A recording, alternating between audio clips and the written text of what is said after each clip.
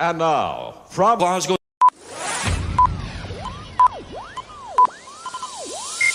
Ladies and gentlemen, may I have your attention, please?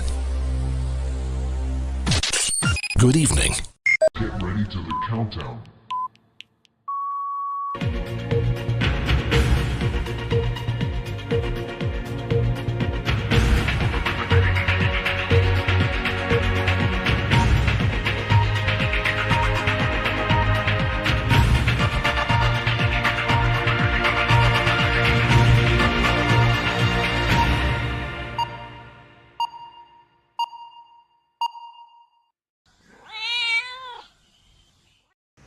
So, good evening everybody, how are we all? Let me play the music. So, how is everyone? So first of all, a massive apology. I didn't realise this, but I set my start time wrong, and I actually had it set for 9 AM this morning. So apparently there were loads of people at the beginning this morning waiting for my show to start, which never happened.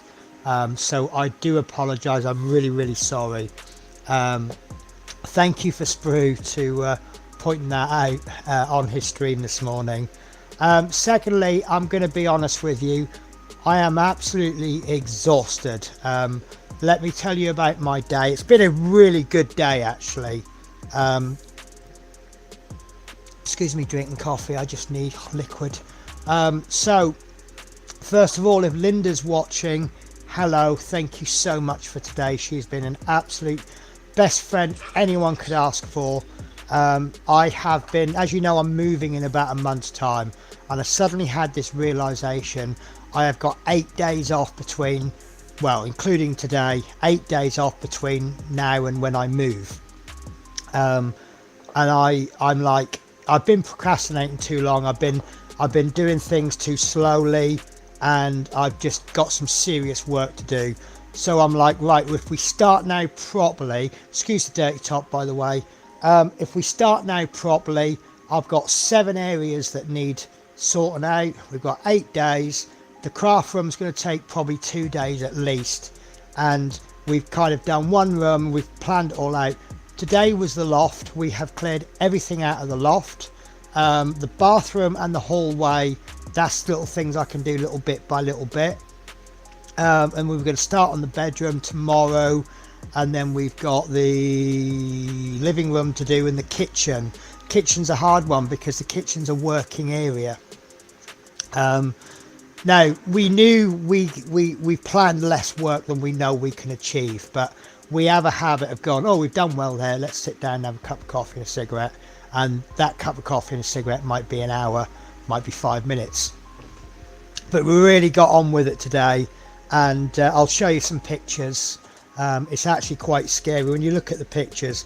So the main job I want to do is clear everything out of the attic. That was achieved with great success. Because we had some time left over, we started on the bedroom. Now what I'm planning on doing is packaging all my models up into sort of 5 or 6, put a bit of cling film around it, and then they're ready to go. And well, does anybody here actually know how many models they've got? As I'll show you some really scary pictures. So let me switch cameras. So this is the pile of boxes we've got.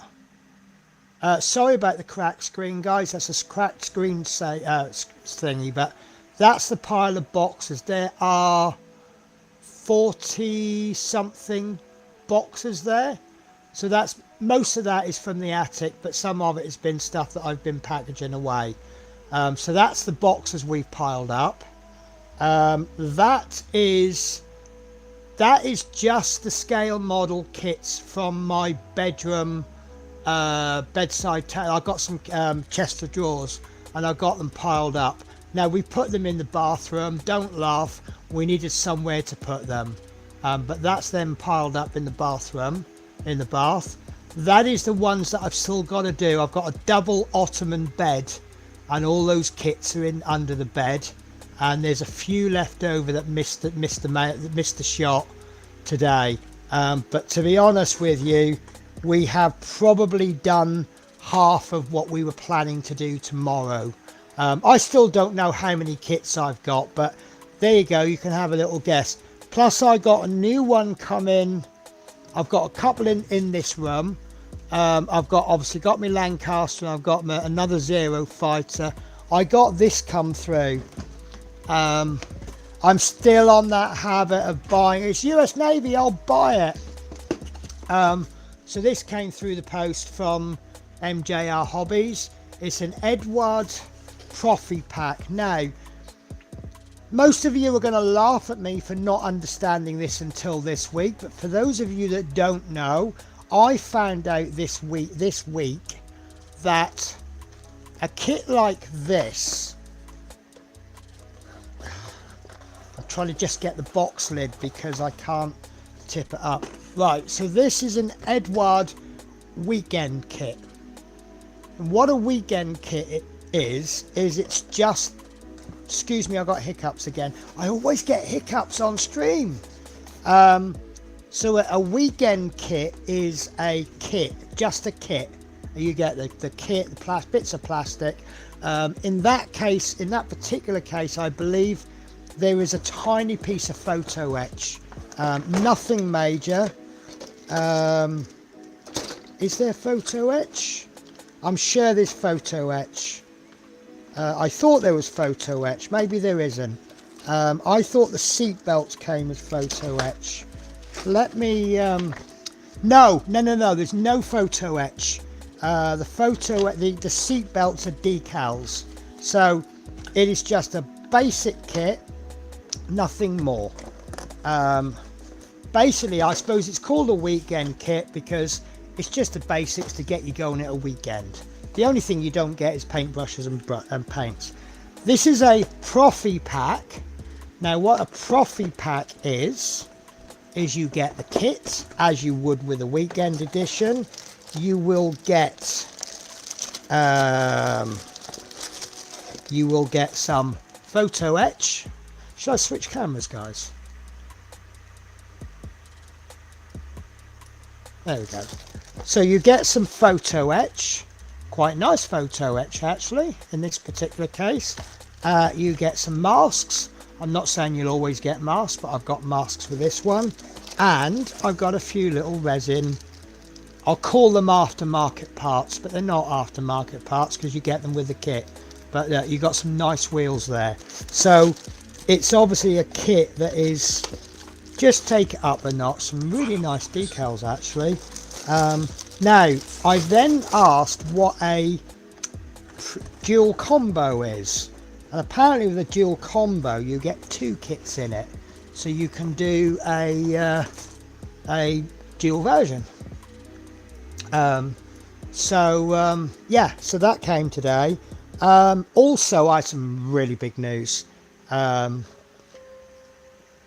I have been, as you may know, I've been looking at speed paints. Now, my original attitude, and I do this all the time, I have an opinion on something, and then I watch videos or see other people, and it changes my opinion on it. Now, my original opinion is I'm not interested in speed paints because I'm not about getting an army out right quick. But I have been looking at them, and I'm like, if you use speed paints to get use a speed paint in the same way you would a wash. So wash is basically, a speed paint, use it like it's a base coat and a wash with a little touch of highlight, and then use your highlights on the top. It can be used to great effect. And I've been wanting to get speed paints, and I have decided that I was going to wait until after the new year. Yeah, that didn't happen. So anyway, I get up this morning. Now, I've been having scam phone calls for weeks now. This is the HMRC, His Majesty's Revenue and Customs. You owe us money, and basically saying if you don't pay it, you'll go to prison. So they're obviously they're scare scams. So I completely ignored it. Then I got an email sometime during the week, asking me to go on to, I have a new message from HMRC, HMRC. Because of the scam calls I've been getting, I wasn't going to bother with it. This morning I get a brown envelope come through the post, and I look at it, it says HMRC, and I'm like, oh my god. And I open it, it's a tax rebate for last year. Let's just say it's a little bit more than than it would cost me to buy the complete set of speed paints. So, and my fingers, I just lost all control of them, and they just went click, click, click, click. And the next thing I know, I've got speed paints been ordered. So, sorry, I tried not to. Right, let's do a chat catch up. I've changed the music today because the stream before the last, I got a not copyright strike, but your channel cannot be monetized because of copyright on this music. Forgot about it, didn't change it last time, so I put new music on, which allegedly is royalty free, so we'll find out after the stream. So first to comment today is Sprue and Glue. Hi Penny and all in chat. Athol McNichol says hi Sprue and Penny, plus whoever joins us later on. It's just me and Hamish tonight. Celia went to a birthday bash. Make sure she brings you back some birthday cake, because that's the law, isn't it? I pinned the link at the top of the chat, so if anyone wants to join me, you are more than welcome. Yeah, what I was going to say actually is I may flag. When I get tired, I get very agitated, and once I start getting agitated, it's best for me to finish the stream. Like I say, I am absolutely exhausted. I've worked so hard. I don't care what anyone says. I've worked hard today. Dominique says good evening. Athol says hi Dom. Dominic says hi Athol. David Markey says evening Penny. Hi David Markey. Then he says evening folks. Athol says evening David Markey. Hello David from David.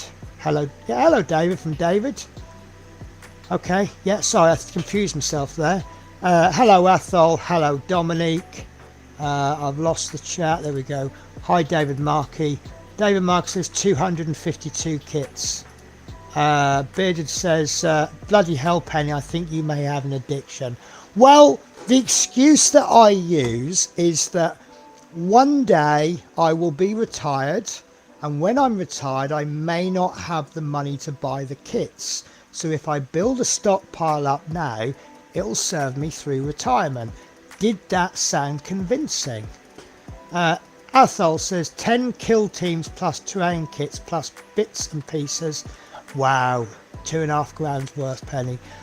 Listen, I don't know what I've spent on kits. I might have spent more, I might have spent a lot less, because obviously you just get a kit every now and again, but you know it's like, it all adds up, doesn't it?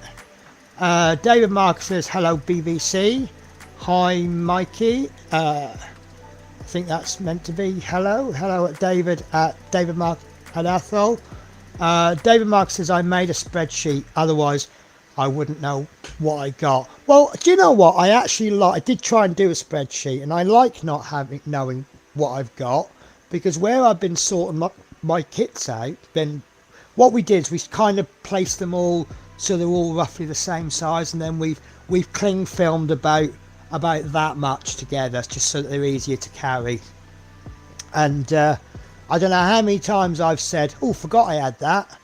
So yeah, it's quite nice knowing what you haven't got. Then again, it's nice to know what you've got. Ian Ellison says good evening Penny and all in chat. Hello Ian. Hi Ian. Ian Ellison, the photos of boxes everywhere made me laugh, so relatable. Dread to think how much I've spent, easily thousands.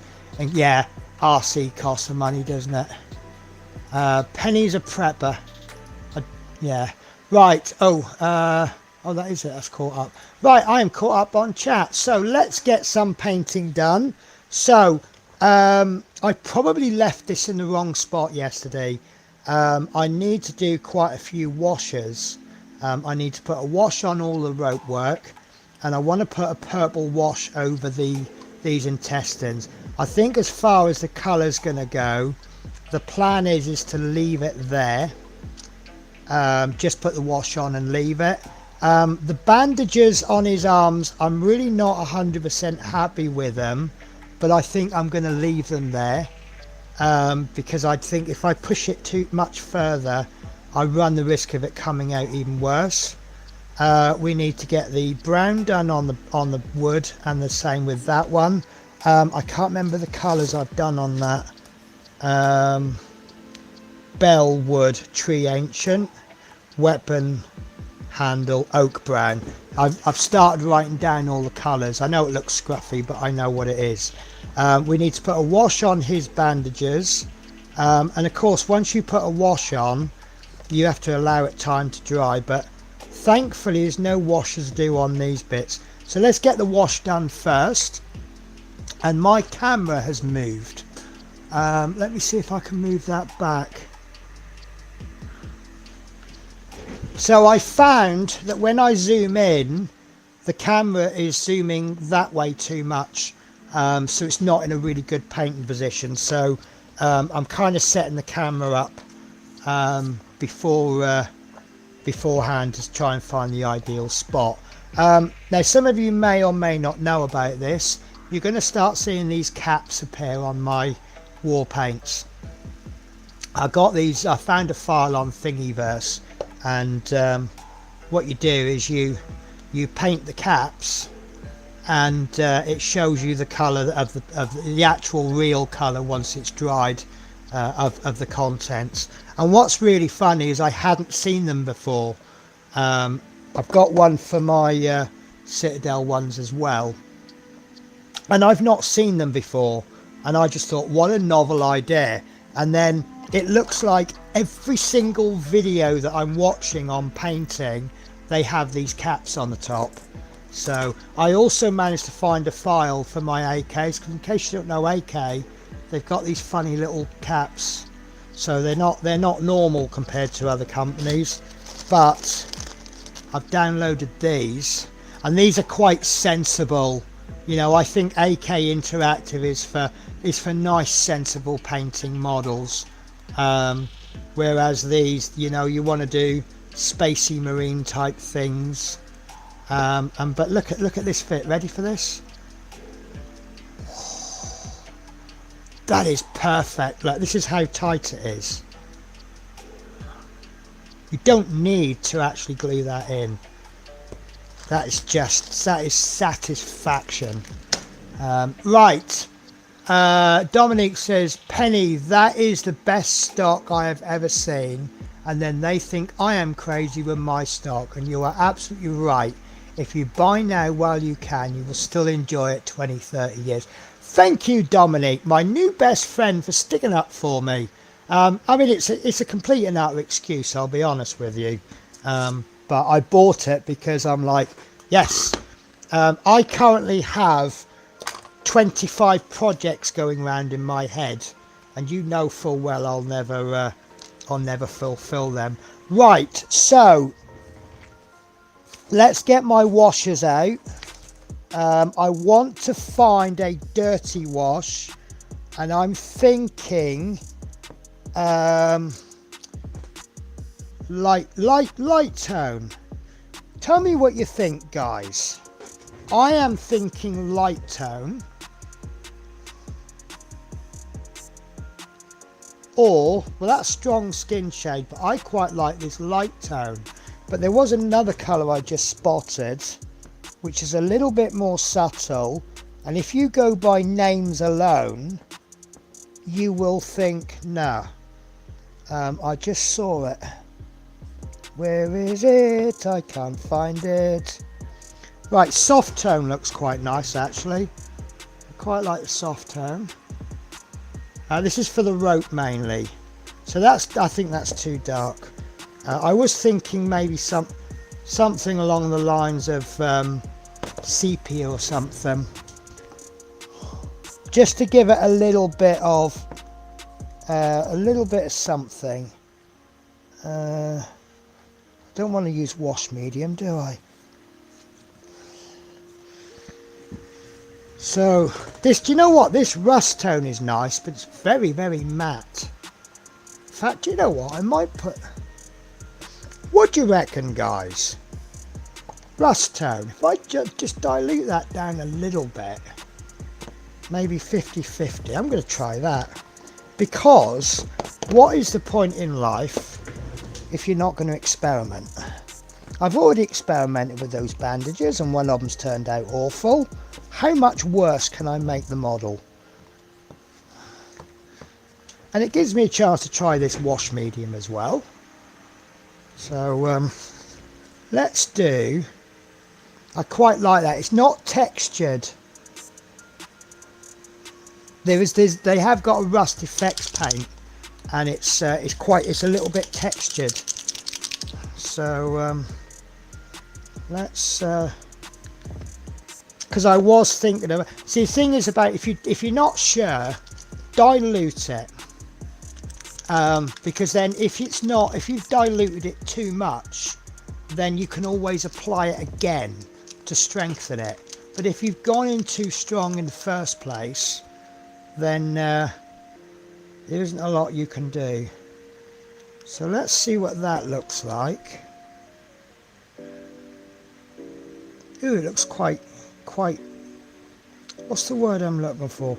The same thing is like, you know, with the gloss varnish, you kind of panic with the gloss varnish because it goes cloudy, doesn't it? Right, there we go. Let's see what that's like. Where's the most inconspicuous place we can find? There you go. Let's try on this rope that you're not going to see.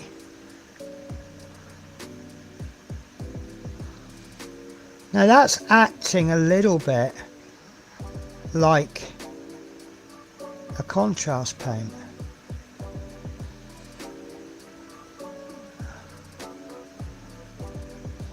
Yeah, I'm liking that. So obviously it's coloured the whole rope, but I'm going to hit the highlight. Oh, we've also got that the metal, the spikes to do.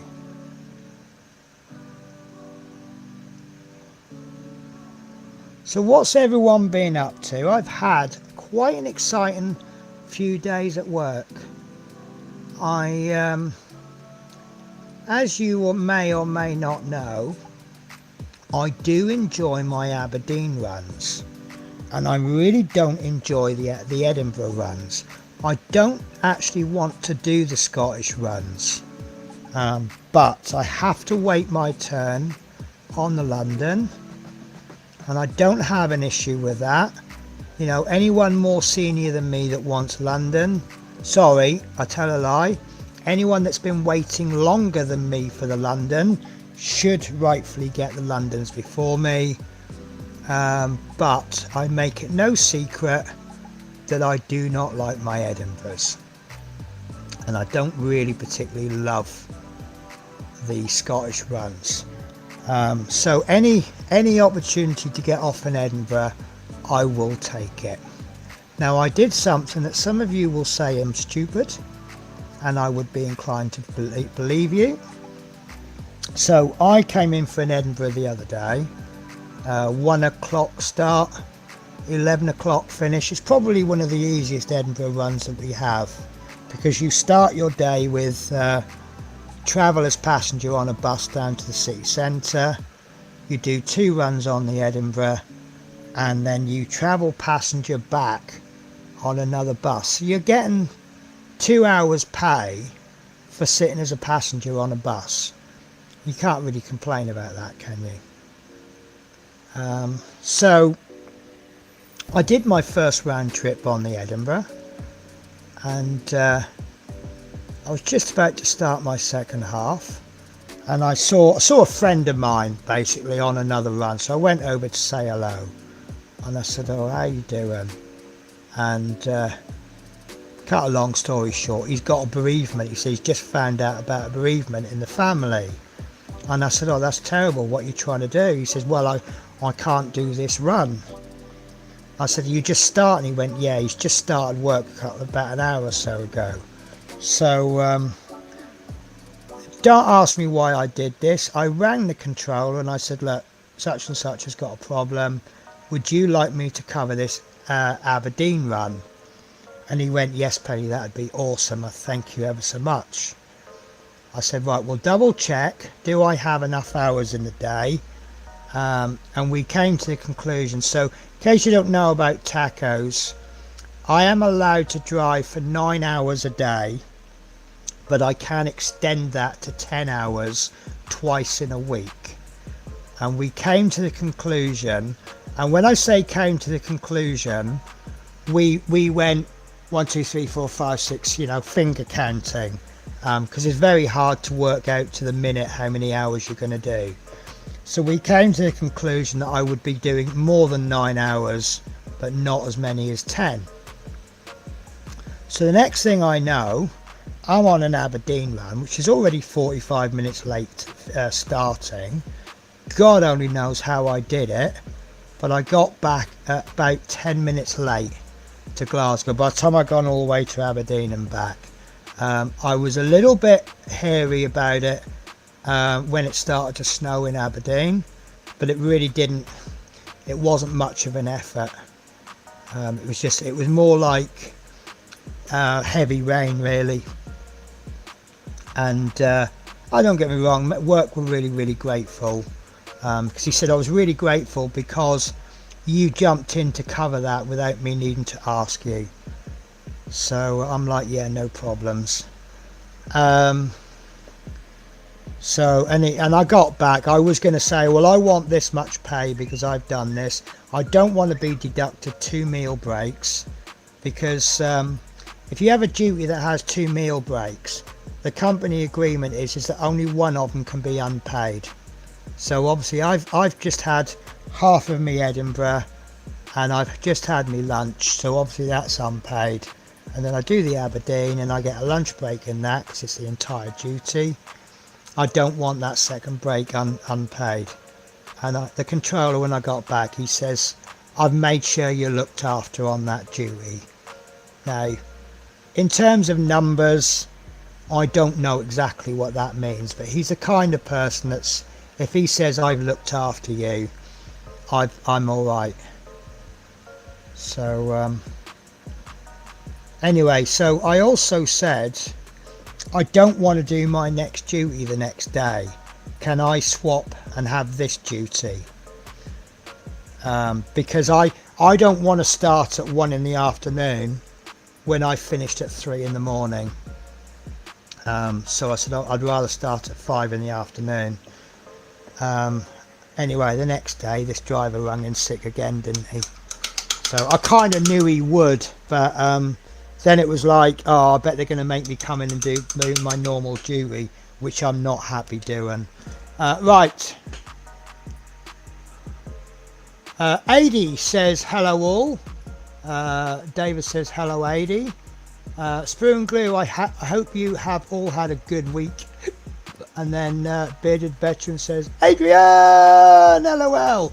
Do you know what? I've got visions now of Rocky. You know, when he's in the crowd going, Adrian!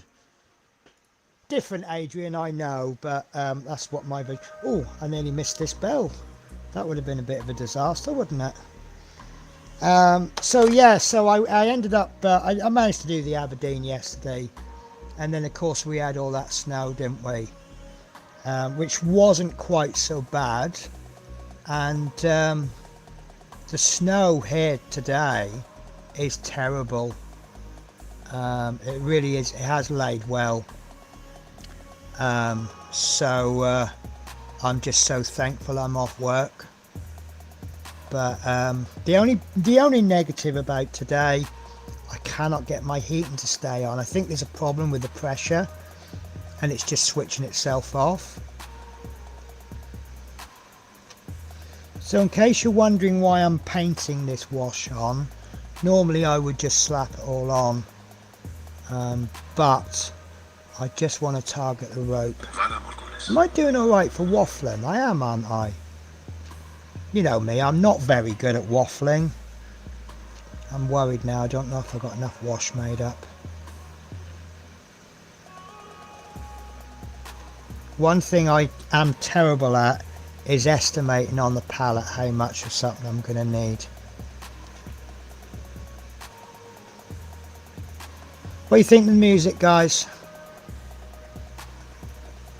I always look for that sort of music that I could kind of describe how I describe smooth FM or smooth radio. It's the kind of music or the kind of station that I've never heard anyone go, oh, can we put smooth on please? I love smooth. But at the same time, if it's already on, not one person goes, oh, this is a load of crap, turn it off. It's good, proper, middle of the road music, isn't it?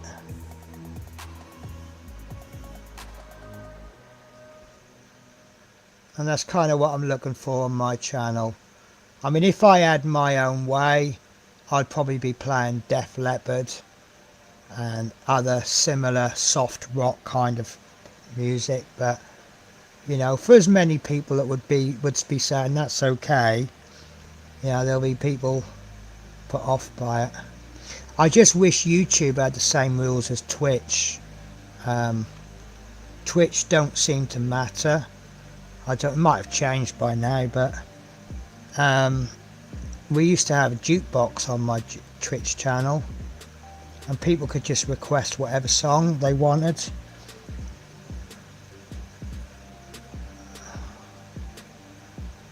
And we used to have some good tunes on there, you know. We used to have our regulars. Some people would be requesting the same songs all the time. But yeah, there'd be some right bangers going on that one. Right, I think that is all the rope shaded done. There's no rope on there, is there? And none on there. Right, so I would like a different brown for the bandages on Dead Dude. So that was rust. So I'm just going to go for a brown. I'm going to go for soft tone. And then what I'm also looking for is... Are we definitely going purple on the intestines? I'm trying to get away with a different one because I can't find purple. I've just found the sepia that I was looking for that I couldn't find earlier. Dark blue. Here we are, purple tone. Right, I want some advice, guys. When doing these intestines, should I just use straight purple tone or should I perhaps just dilute it a bit? Maybe that's a test before you say, well, you just said about that earlier. Right, who's going to go? Adrian. Snow's all gone, Penny, replaced by heavy rain. Do you know what? I don't think there was any snow in the first place up that way, was there? There certainly wasn't. Well, it was threatening to snow, and it was... I had problems with my windscreen wipers. I did all the sensible thing. I got into the yard, and when I took my bus out, I said, I am not leaving this depot until you fill the screen wash up. And then one of them said, well, it's got some in it. And I went, yeah, but we don't know exactly how much. I said, what happens if it's like 1/4 full? I said, I want it filled up, so I want to leave here with full screen wash. And I got just past Dundee, tried to use the windscreen wipers, wouldn't work, would it? It's frozen.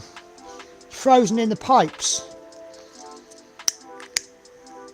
2 degrees and it's frozen in the pipes. And I'm not an expert on motoring, but if your screen wash is freezing at about 1 or 2 degrees Celsius, I would suggest that your dilution isn't strong enough. So I was a bit annoyed by that. Great idea, make a spreadsheet checklist. Realised I had duplicate kit. Do you know what? I've done that. So yeah, do you know what? So Airfix's Black Friday deals, but a deal's a deal, right? Yes, a deal's a deal if you want the kit. A lot of the models that I've got, I only want one kit. I want each kit because I want to build that subject, and once I've built that subject, then it's built. So buying two in my particular case isn't a deal.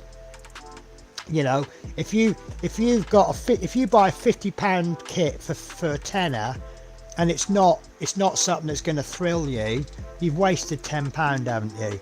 But if you don't mind building the same kit twice, then yeah, good deal. That's my opinion, guys.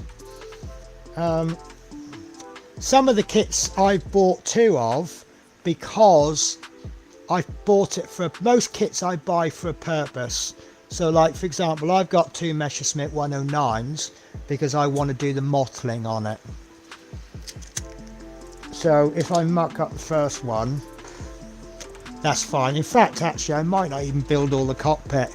I might just stick the cockpit together and stick the wings on, prime it and paint it, and just not worry about the rest of it. I don't need so much practice in doing things like decals. You know, it's the mottling I want to practice. Spoon glue goes wash. Athol says dilute it. Athol says yes, we had snow on Wednesday and Thursday. Did you? I mean, I wasn't in Aberdeen on Wednesday, but I didn't see much on Thursday.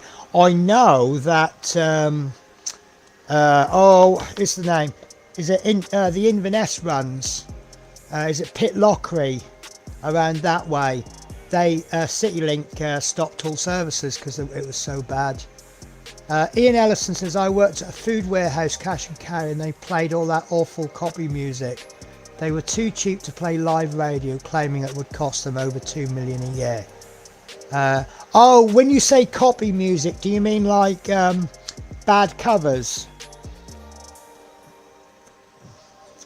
Right, so I did like that 50-50, so I'm going to try the purple 50-50.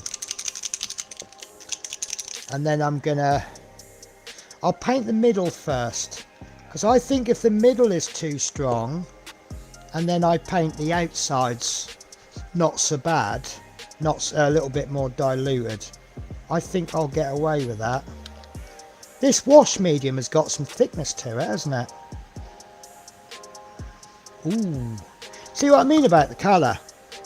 It's like gloss varnish. It's got this well, it's like varnish, sorry. It's got this cloudiness to it. I can tell from this that it'll clear dry. Right, let's see how we get on with this. So let's pop that into there.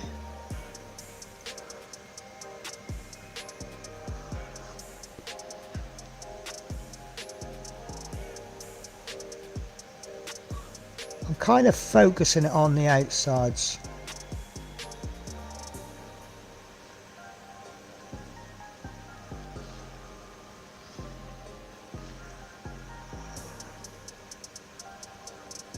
And then I might just put a little bit more wash medium in it and then do an all over. Kind of use it as a bit of a speed paint maybe.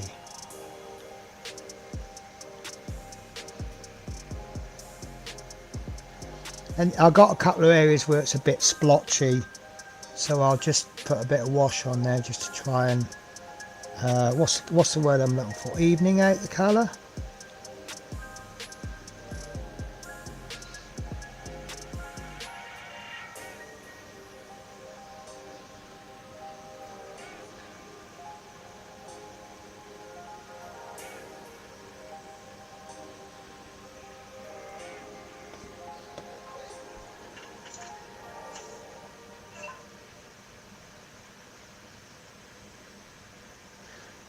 I just remember there's loads of little skin rips on them, so they're going to have to be done. So I might switch. I'm using my Humbrol brush because it's one of those brushes I really don't care about so much. I mean, I do care about all my brushes, but when you've built like 20 starter sets, you kind of have quite a few number 2 Humbrol brushes. Oh. So let's have a look for, what's this, that's a metallic brush. Right, let's go for 0. Sorry about me arm coming across, we're getting a... Right, let's dilute that maybe the same again. So now this is about, it's about 2 parts wash medium, 1 part wash. Shows it's coming out quite thick and quite, it's not going to run into the recesses so much. Yeah, bad covers of pop music.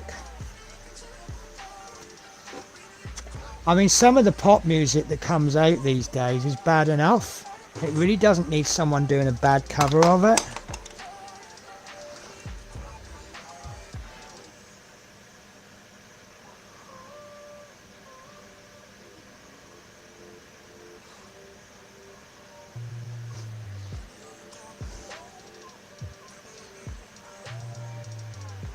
So this wash medium seems to have turned this wash into a paint.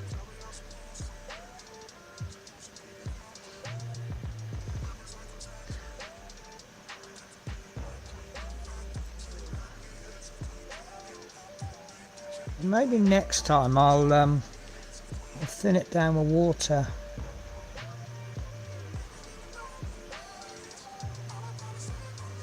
See how this comes out. So if you're new to my channel, guys, I will advise you that I do not claim to be a fantastic painter. A lot of stuff that I'm painting I'm just trying out,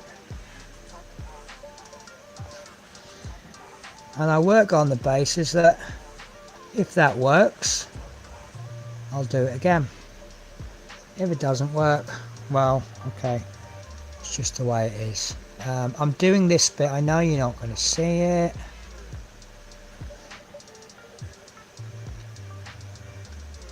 See, it's probably gone on a bit thick there. This is quite thick paint. So what do you reckon, guys? Is that a little bit better? I know it's still dry, it's still wet.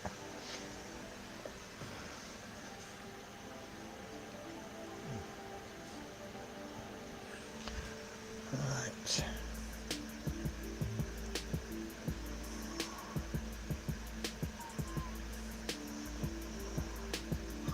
See how that turns out. It'll either turn out good or it won't. If I at least get a bit of discoloration, that's a result, isn't it?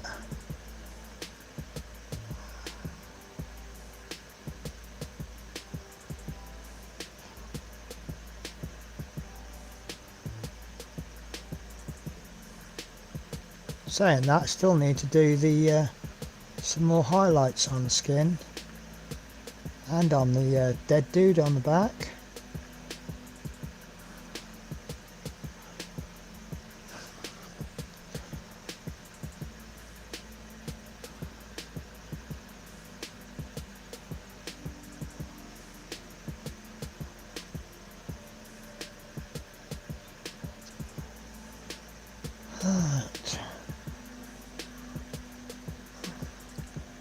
Doesn't seem to be showing up an awful lot,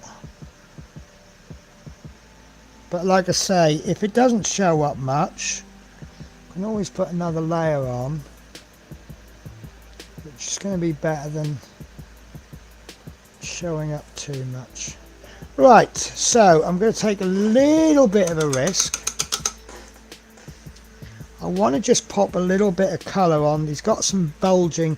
I've lost the purple wash. What did I do with it? Here, right next to me, right in front of me.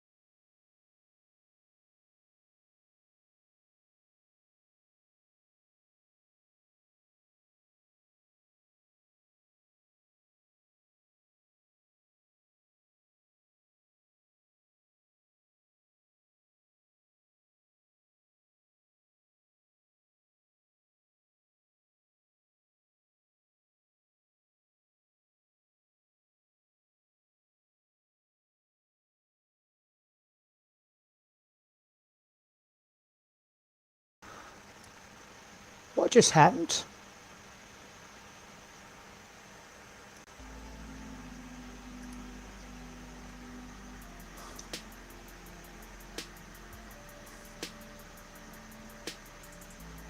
Right, okay, I'm still streaming.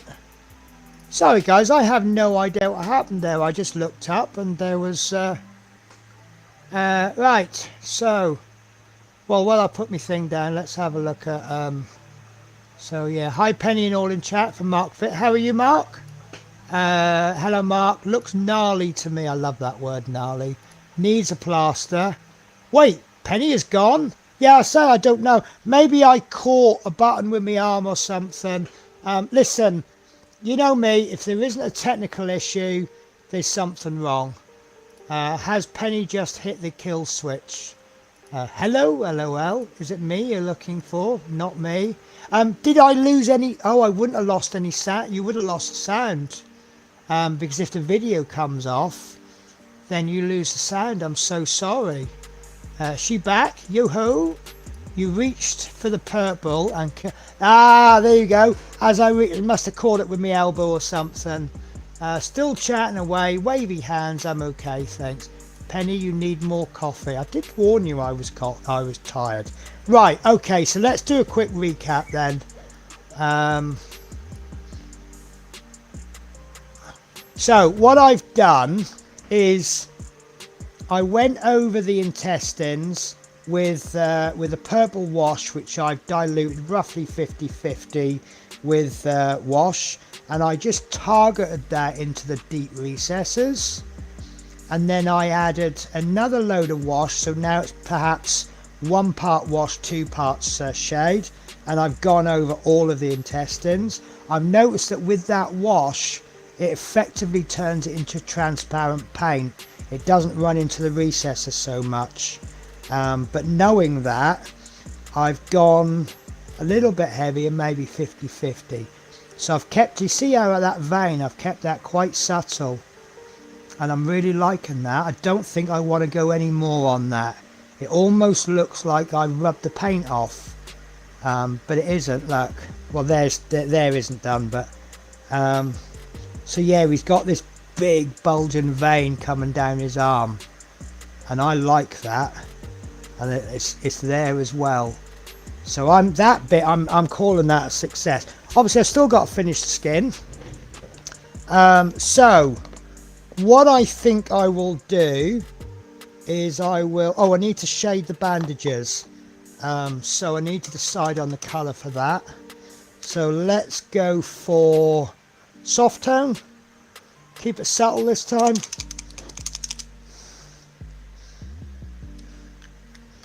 So biggish brush, big enough to do the shading, and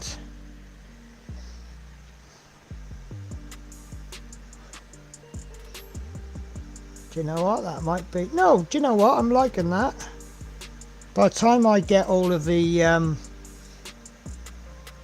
highlights in, yeah, I think that's a bit more of a sensible shade, isn't it? You want muscle, do you? Well, you would say that, wouldn't you, Sprue? Oh, do you know what? No, I'll tell you that story later on, because it'll come out wrong.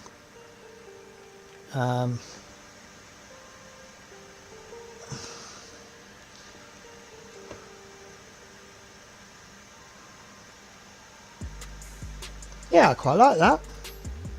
Quite liking that. So as you can probably tell, when I paint, there are things that I think I can do quite well, and elements that I'm really not quite so happy about. Right, so I think all of the shading has been done on the whole model now. No doubt I will discover something. Right, so let's oh, I've got a couple of prints for you.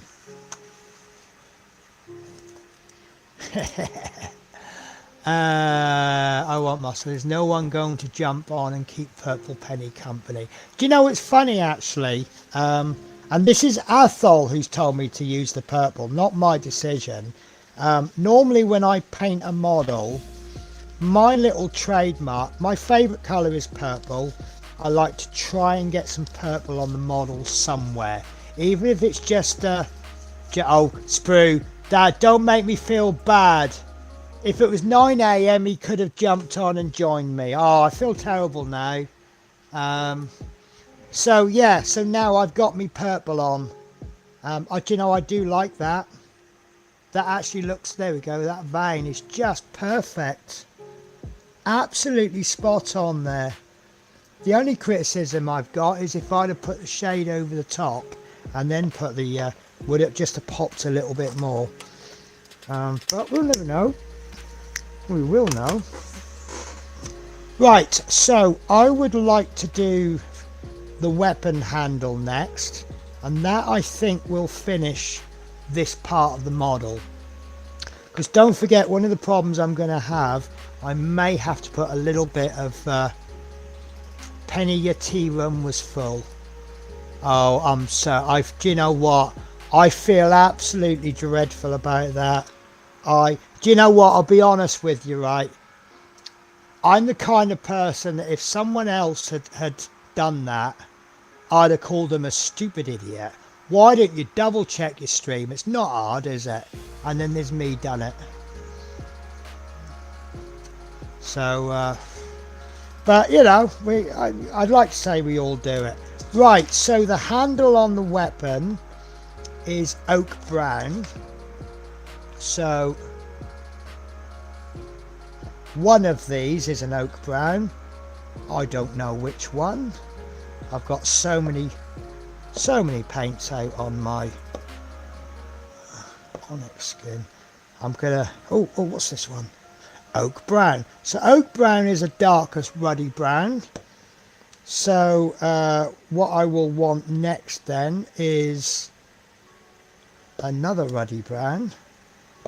I need to sort these out into what I'm thinking of doing once I get my, so update for you on my 3D printers. I thought I had a CR10 in my attic. Unfortunately I do not.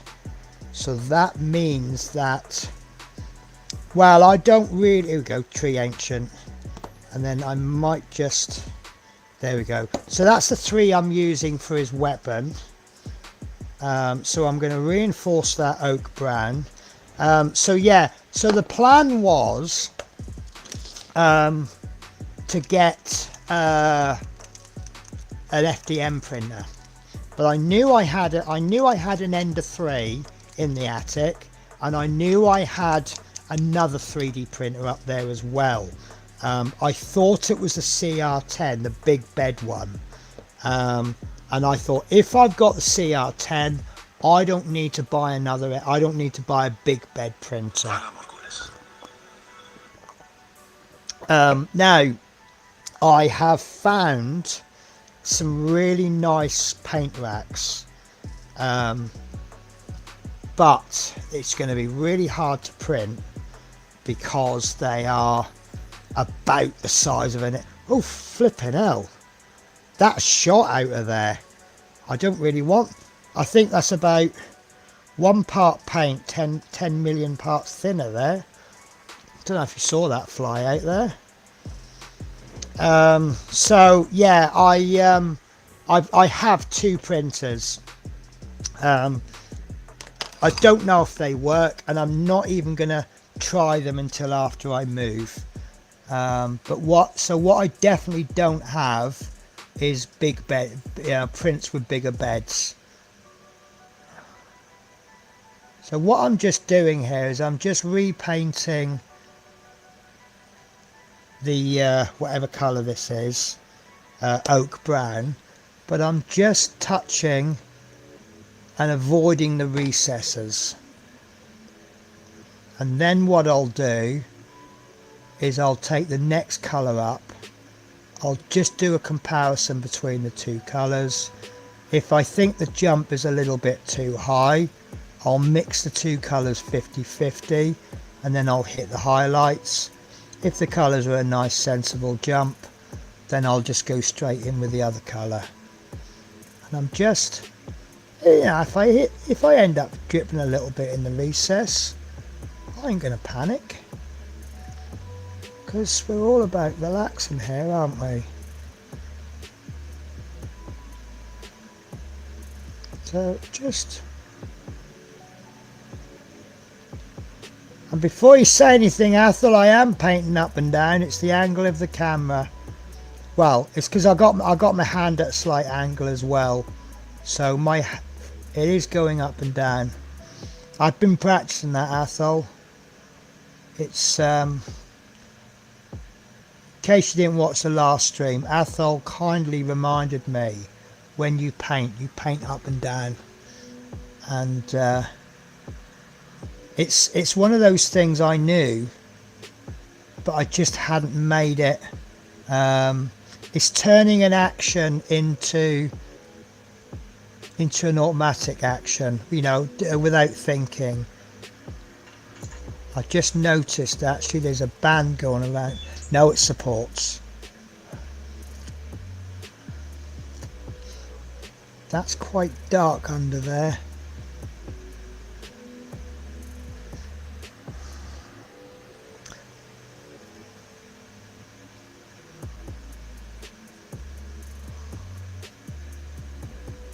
Just trying to go with the wood grain. I didn't get the chance to print another base out.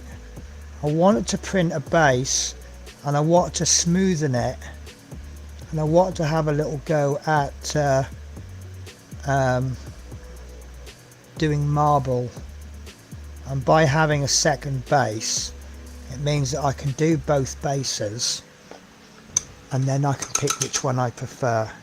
Right, so that's the oak brown done, and of course with it being a really thick paint, a thin paint, it's dried really quickly. I can't, there it is. Right, so I think they're actually quite close, so I'm going to go straight in with the Tree Ancient, and then what I'm going to do is I'm going to do an all over little highlight, and I think that might be enough for that.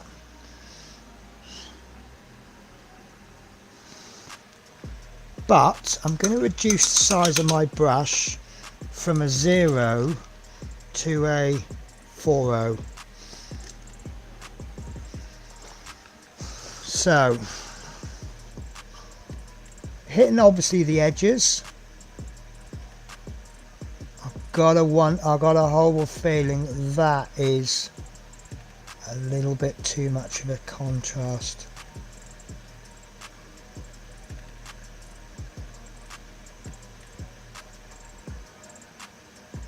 I'm just flicking the very end of the brush.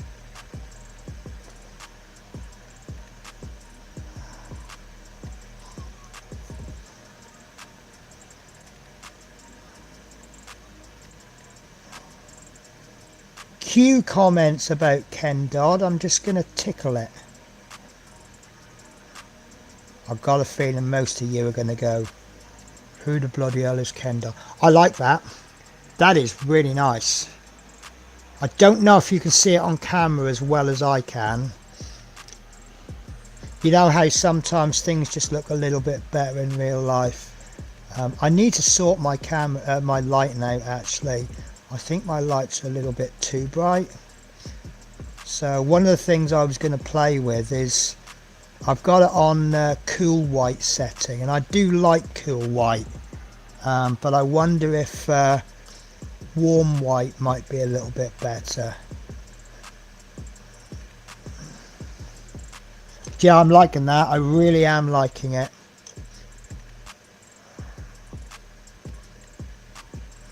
It also means there's a couple of areas that are a little tiny bit flat, so I can kind of create some wood grain with it. Some of the detail is fantastic, but I think there's a couple of bits that are just slightly lacking.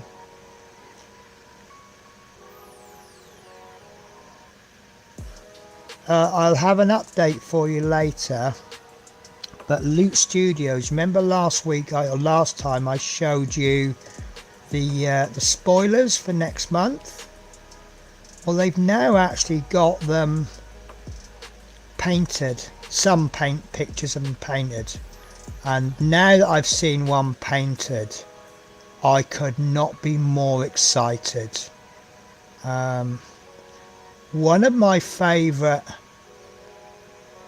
Warhammer figures, because I'm a Chaos player and I can never say his name properly, Archaon, and he's got this beautiful, let's call it a dragon. It's a 3-headed Chaos dragon type creature, and it is absolutely beautiful, and you can paint one head in corn colours, one in Nurgle, and one in whatever the other guy is. Zeech, is it? And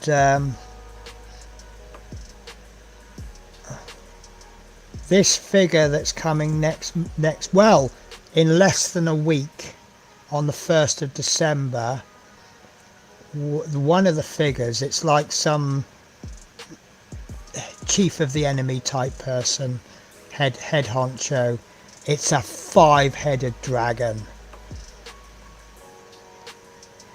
and I'm like, yes, I'm going to be all over that one.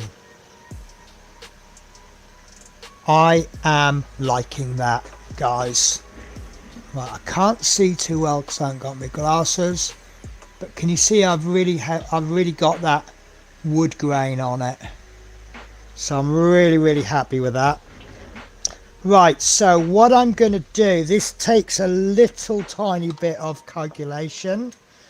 What I like to do is hit some highlights from the light source. So that means I need to turn it 45 degree, looking at it face on, I need to turn it 45 degrees and then turn it that way. And what I can see, I need to hit with a higher. So this will get left alone, this will get hit with the highlights. So the colour I'm going to use, once I've got my glasses back on, will be the third one. So it's a Dryad brown.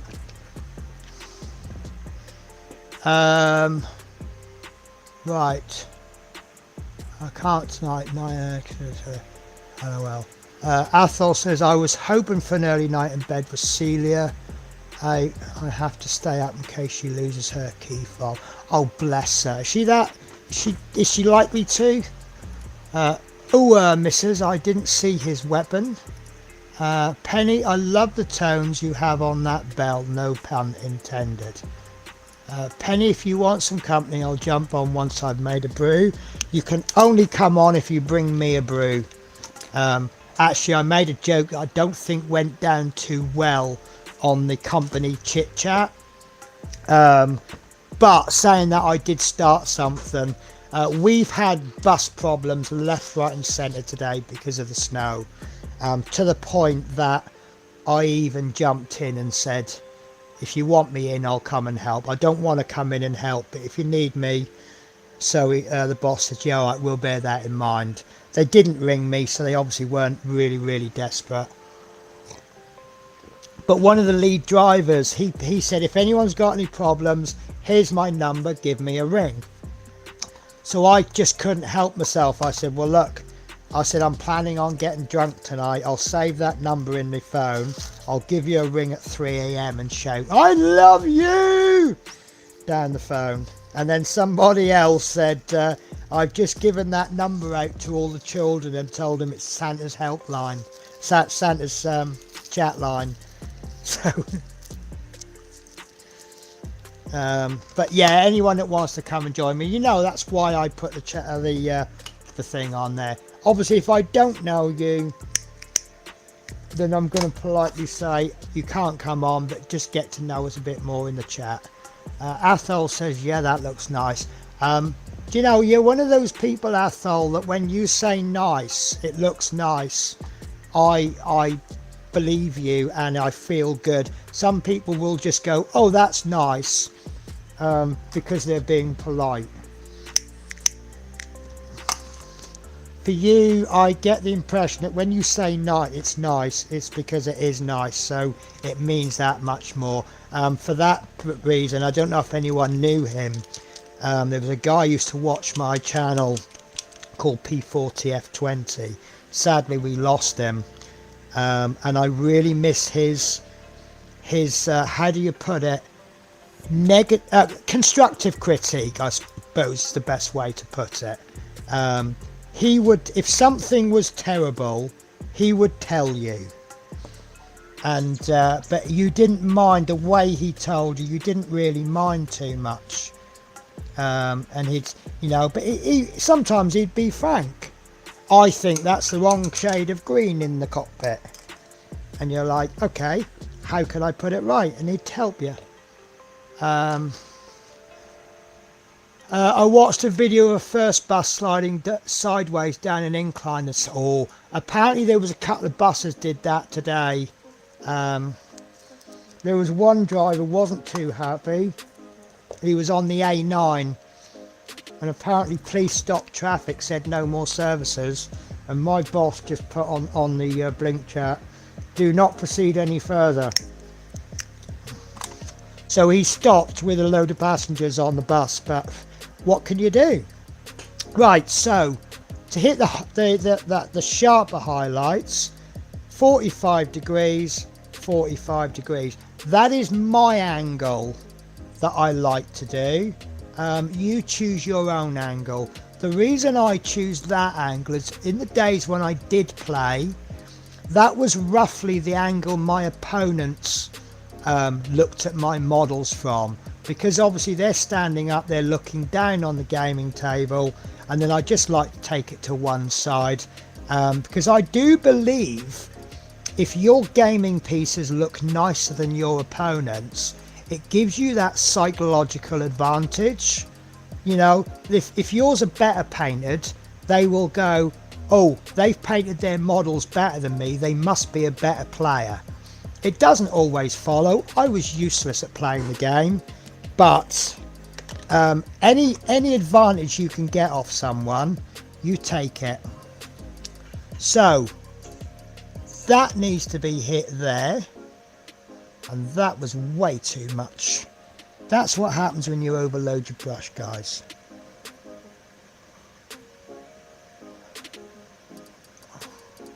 So I'm just laying that highlight down. Oh, someone's joined. I will be with you in just a sec. Right, so that is my outer highlight, and one there. That's as far back as I want to take it. So, ladies and gentlemen, welcome to the disco. Bearded Veteran Creates. How are you? Have I got you on mute, or have you got no microphone? No, I have. Oh, you worry me. I've just had so many problems. It wouldn't surprise me if I've got another one. I just wanted to give you a scare. Yeah, well, that don't take much, does it? So how have you been? I've been all right. Good. Been trying to catch up on this Fokker build for Thursday. Oh, they're quite nice actually. World War I aircraft. I'm going to upset you now. It's not my thing, but the main reason it isn't my thing. The old biplanes scare me a little bit. Yeah. They're not easy. No. You've got to get all your struts in exactly the right position. Otherwise it just won't come together properly. Yeah. And I suspect that modern kits probably fit a little bit better than the last time I did a World War One. Yeah, they're not too bad now. The hardest part now is if you decide to do rigging. Well, yeah. See, I've got the Tiger Moth from Airfix, and I've got. I didn't accidentally get two. I bought an Airfix mystery box, and they gave me a Tiger Moth. Yeah. And then last Christmas, gave you. No, I didn't mean that one. Last Christmas, when Lidl's brought out their Airfix kits, or was it Easter? They had a de Havilland Tiger Moth, and I went, 72 scale kit, cheap. If I muck it up, I have to throw it in the bin. It's not the biggest loss ever, is it? No.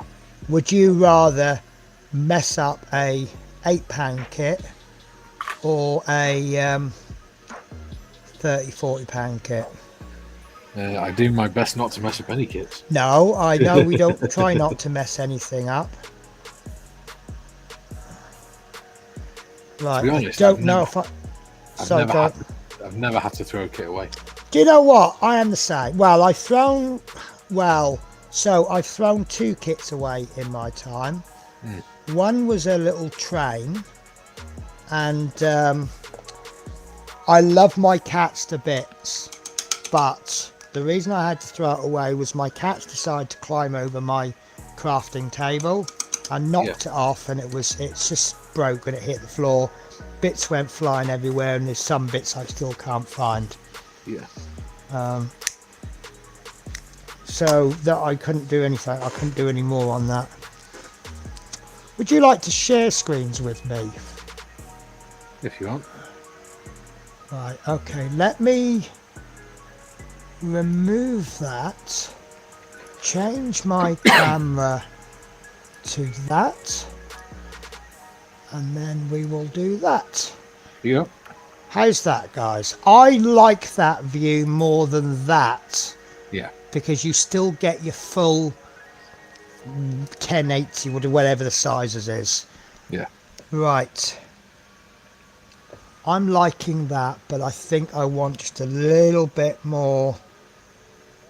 Yeah, I'm going to give that one higher up on the thing. I don't want to put a lot of highlight on it, but I want to just hit a couple of the sharper angles.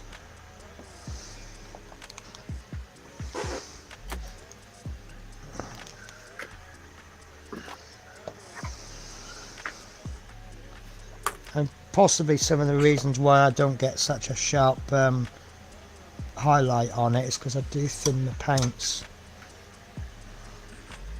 So what are you working on right now then? Your Fokker? Yeah, doing the engine. Okay. Because I got well behind on Friday's stream. Yes, on account that you were sitting there doing tons of chat. Yeah. Don't like that. Don't like that. But on the plus side, I've now got members. Well, Which is cool. you don't ignore chat, do you? Like I end up doing. I don't think you ignore it, you just don't notice it. Well, it's see, if only I had some kind of person that would help me with the chat in exchange for hobnobs. Is that a hint? No. That I think I like. Just picking out a couple of the sharper edges, like where there's a deep recess. Just put a little blob just next to it. Isn't it amazing how just a little tiny bit of paint makes such a big difference? Yeah.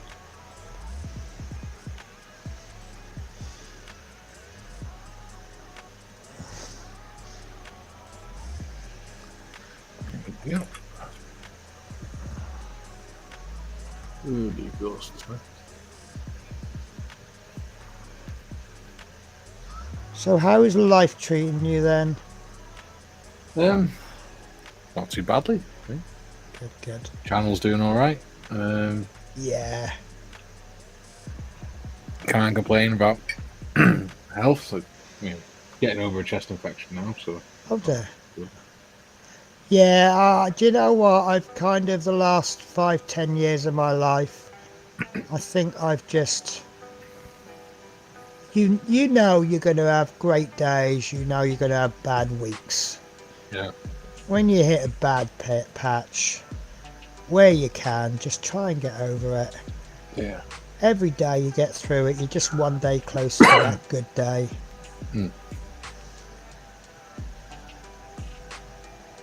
I posted up that that silly video I did the other day. I did see it, and I thought I was really happy. I was looking. I'll tell you how good you did it. I knew as soon as I saw it, there would be an edit in it. Yeah. Because I know the reason you couldn't originally post it. Yeah. I was looking for that edit. Yeah. And I couldn't find it. So that was a good bit of editing there. So in case you have no idea what we're talking about, head over to Bearded Veteran Creates. There is an absolutely brilliant video. What's it called? Hunting for Modmins. Mike and Gary track down Modmin. Yeah. 2024. Yeah. Right. So while I am on this piece, I am going to get the skeleton bone, and I'm going to hit the highlights on that rope all over, and I've got a blockage in my bottle. I got quite funny comments on that video. Yes. Well, I saw one comment. I was going to drop you one, but I really need to watch it again and be in a good frame of mind. I'm just absolutely... I feel like I've not slept in 3 weeks. Yeah. I make no secret about the fact that I'm not a physical worker. So when I actually have to do hard work, I really do struggle. And I'm sorry if I insult all the hard-working people out there. I do work hard on the buses, but at the end of the day, it's a sit-down job, and it's using brain power more than it's using muscles. Yeah. And when I have to use muscles, I struggle. And I'm not ashamed to say that.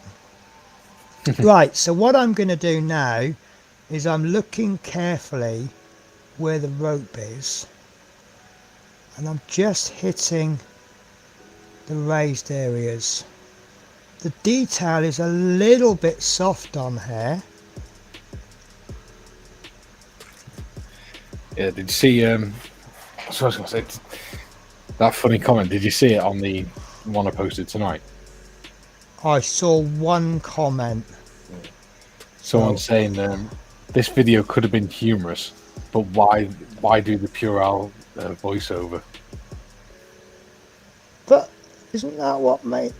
that was the whole point of the video. That kind of was, yes. Well, look. The thing was, it wasn't even a voiceover. It was just what we were saying. I take it it was you did some kind of voice changer.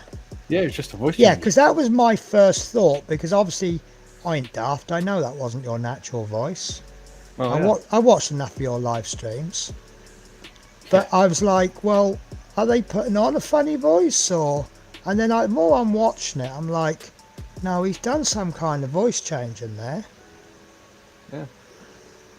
And yeah, I'm sorry, but well, look, the only thing I can say, my Bearded, is you've obviously hit in the big time. Because once you get someone trolling like that, and I'm going to call him a troll, yeah, or someone who is just like doesn't really get it. And haven't you had dislikes in your life before? Oh, I get dislikes on everyone. Yeah, you've hit the big time. At least one. Welcome to the big time. No, you into YouTube until you got someone negative on your post.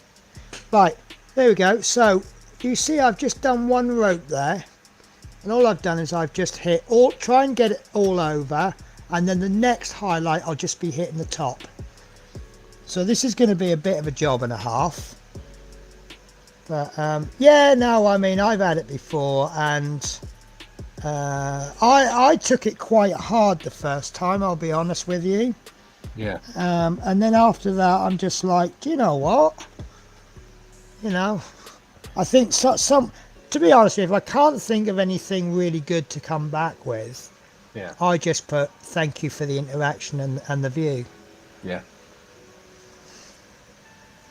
I just put it wasn't a voiceover, that was actually talking. I just used a voice changer.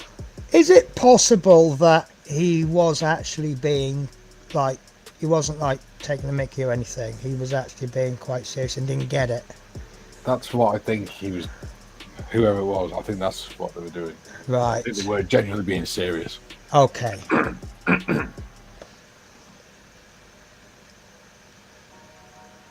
Or even put a clip at the beginning that says this video is just us being silly. It's not in any way supposed to be taken seriously. Yes. And I tell you what I thought was a bit of a coincidence. It's just one of those daft things that I noticed. You obviously on the video you hadn't hit 500 subscribers. Yeah. And you said on the video you're 17 away. Yeah. Did you know, well at the time I watched it anyway, you were 17 over. Oh yeah. Didn't think of that. Yeah, that's some of the stupid things I'll notice. But you did, because I can just imagine going, you got that wrong, you're 17 over, not 17 under. Yeah. So you did put correct at time of filming. Yeah. I'm not daft. Yeah. I learned to predict the way they're going to behave. Yeah. Yeah, otherwise you'll get... Your video is not factual. Yeah. I am reporting you to the YouTube police for not being factual. Yeah. It is quite nice actually when I watch old videos, really like 2-3 years old. Yeah. And they'll say, thanks guys for helping us reach the 5,000 subscriber mark, and you look down and they got like 15,000 subscribers. Yeah. And I like that because it's like your channel hasn't just grown, but it's continued to grow. Yeah. That is really nice. I'm liking this. It looks like proper metal, that belt. Yes, yes. Now, is that a testimony to my painting or to the paints? It's your painting. No, I think it's more the to the paint's paints. the paint's just one colour, isn't it? She just put this detail into it. Oh, yeah. So you're saying I probably don't need to hit it with a dry brush? Probably not.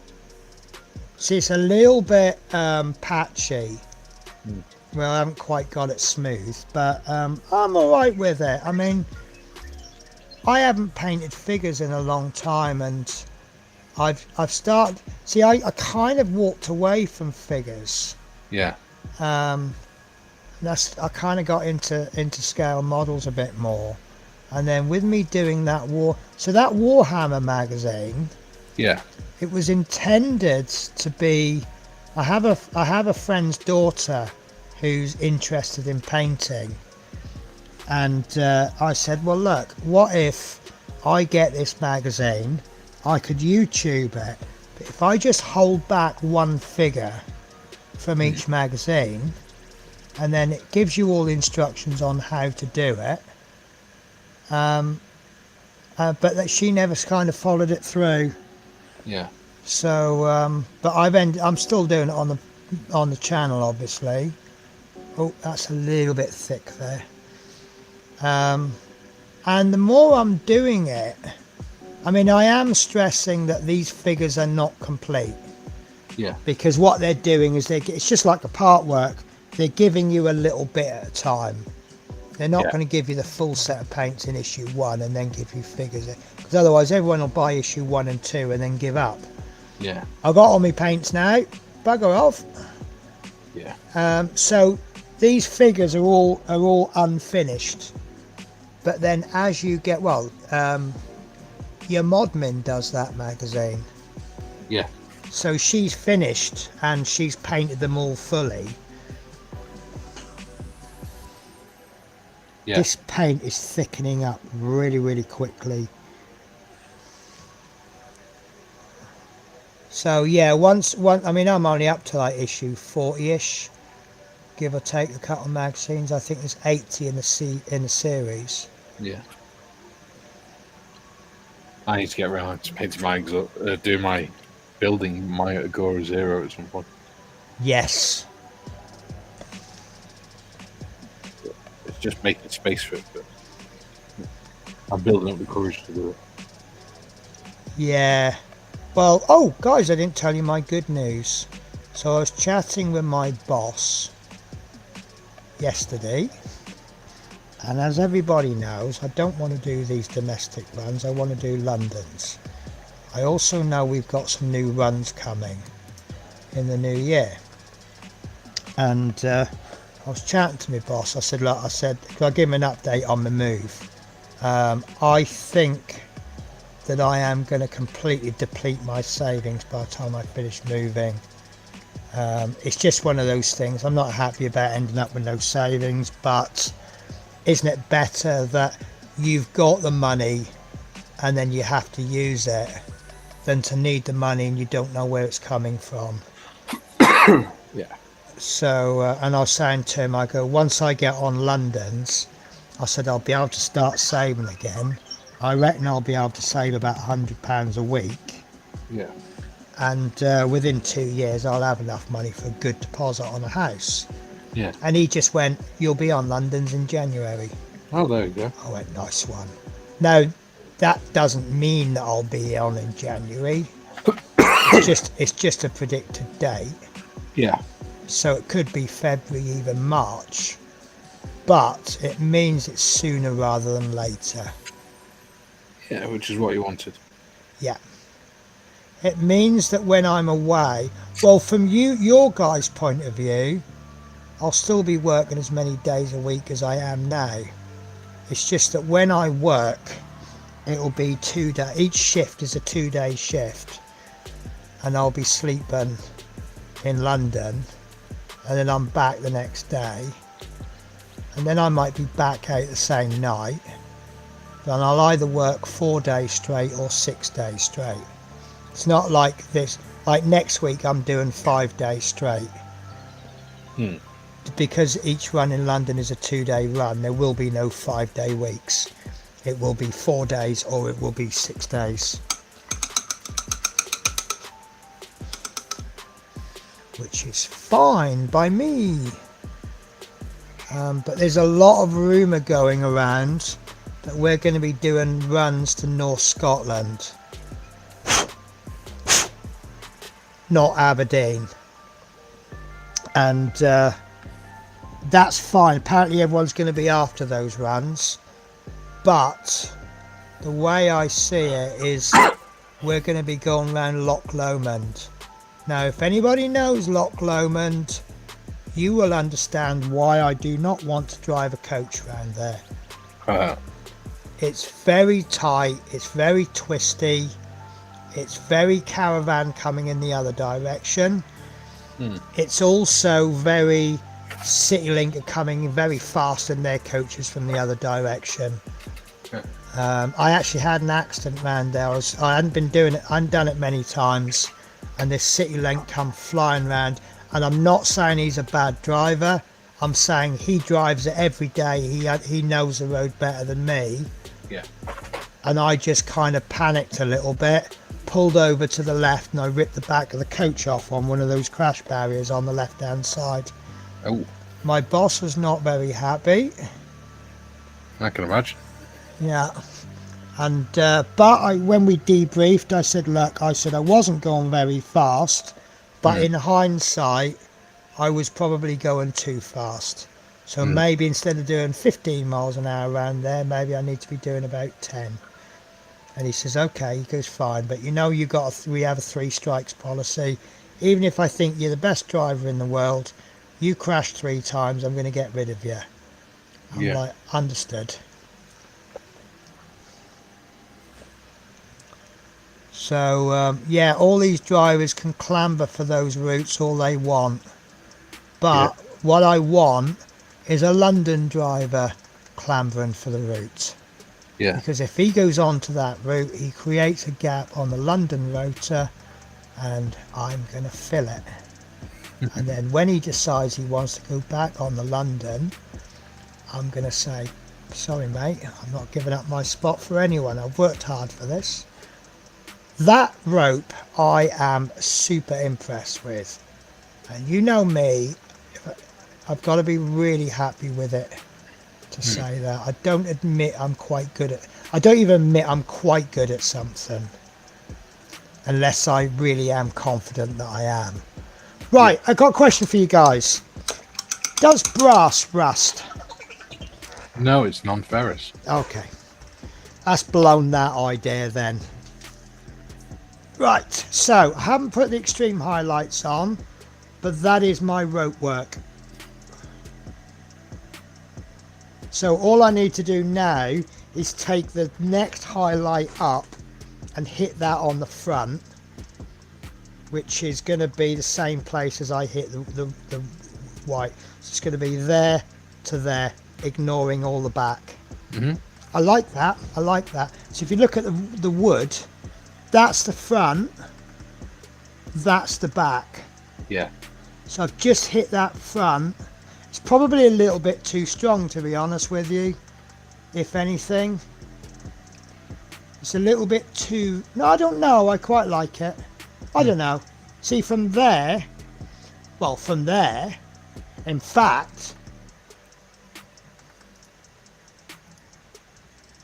Where are we? From there, it looks amazing, doesn't it?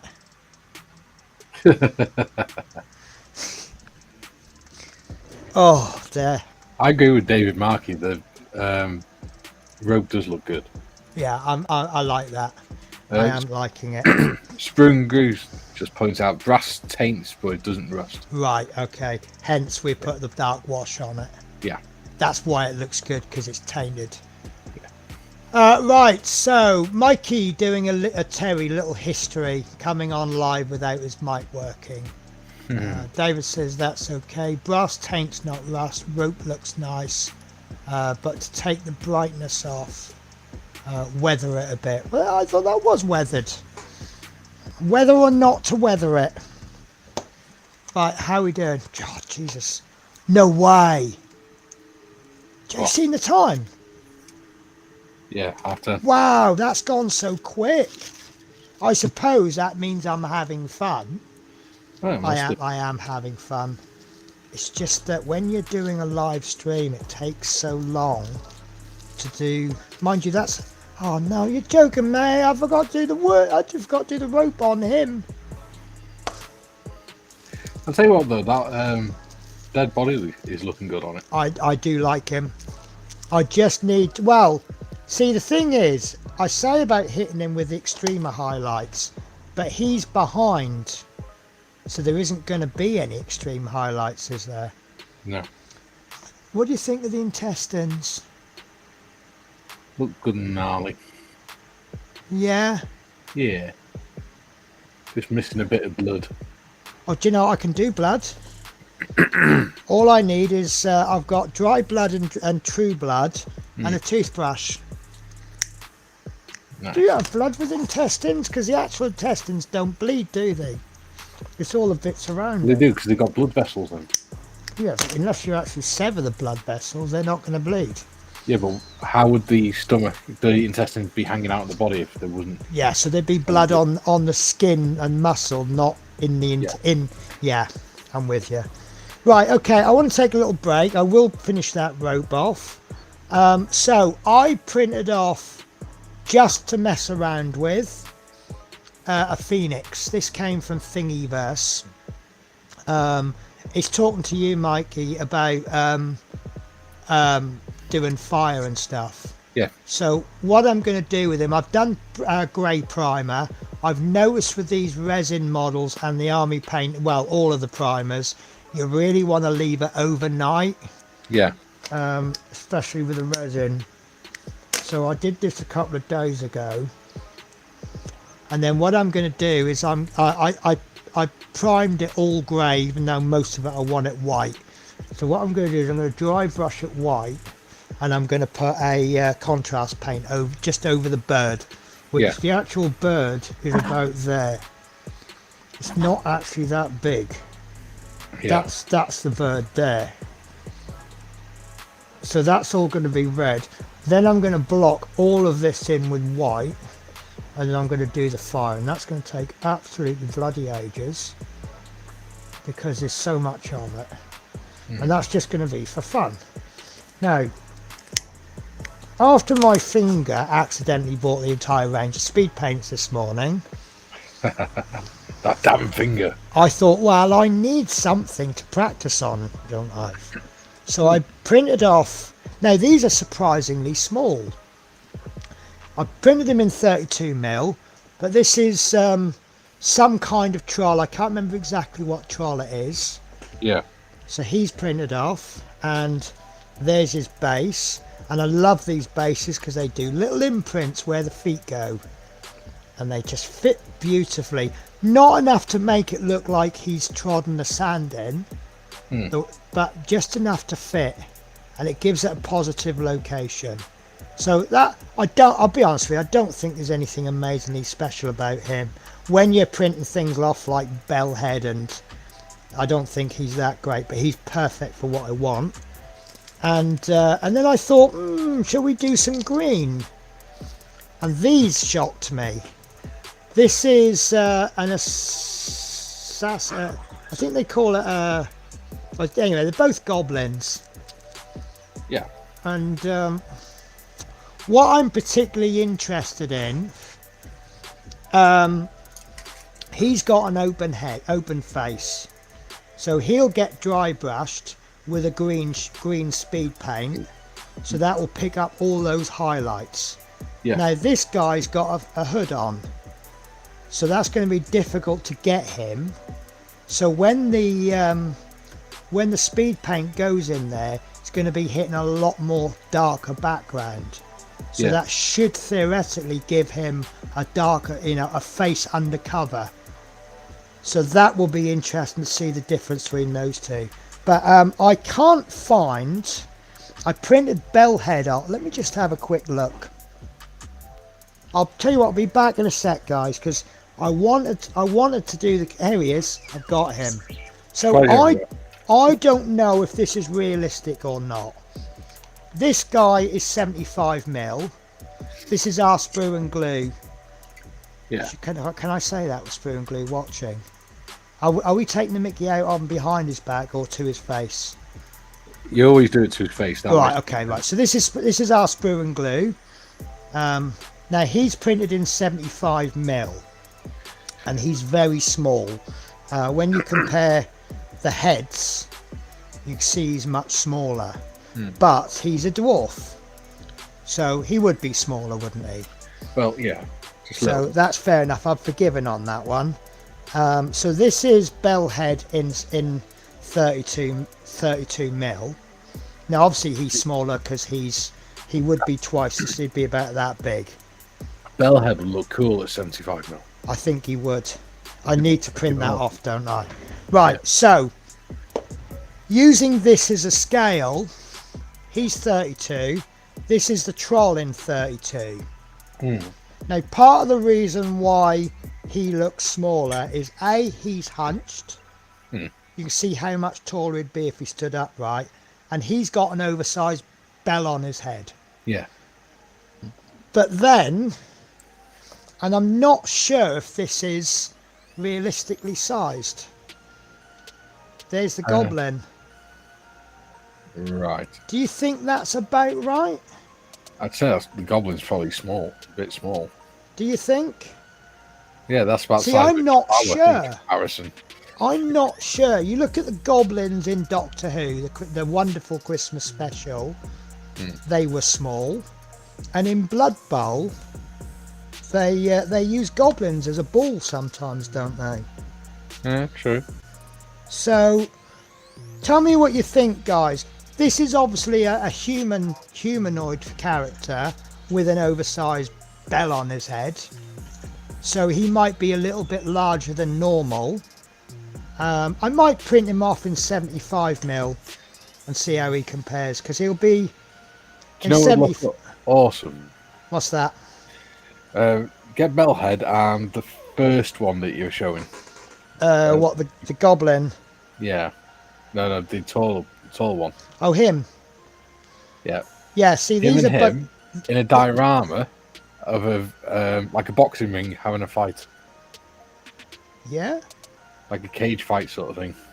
Yeah. That would look awesome. What, you mean like fantasy MMA? Yeah. Yeah. That would look awesome. Well, I'll tell you what I could do. Maybe I could send them to you and you do them, because you seem to be the diorama person. Yeah, I'd do them. Q taking the mickey. You can only do dioramas if they involve lollipop sticks, though, can't you? I usually find somewhere. I've got loads of different types of wood, to be honest. Yeah. Apparently, we've gone silent again, Penny. Have we?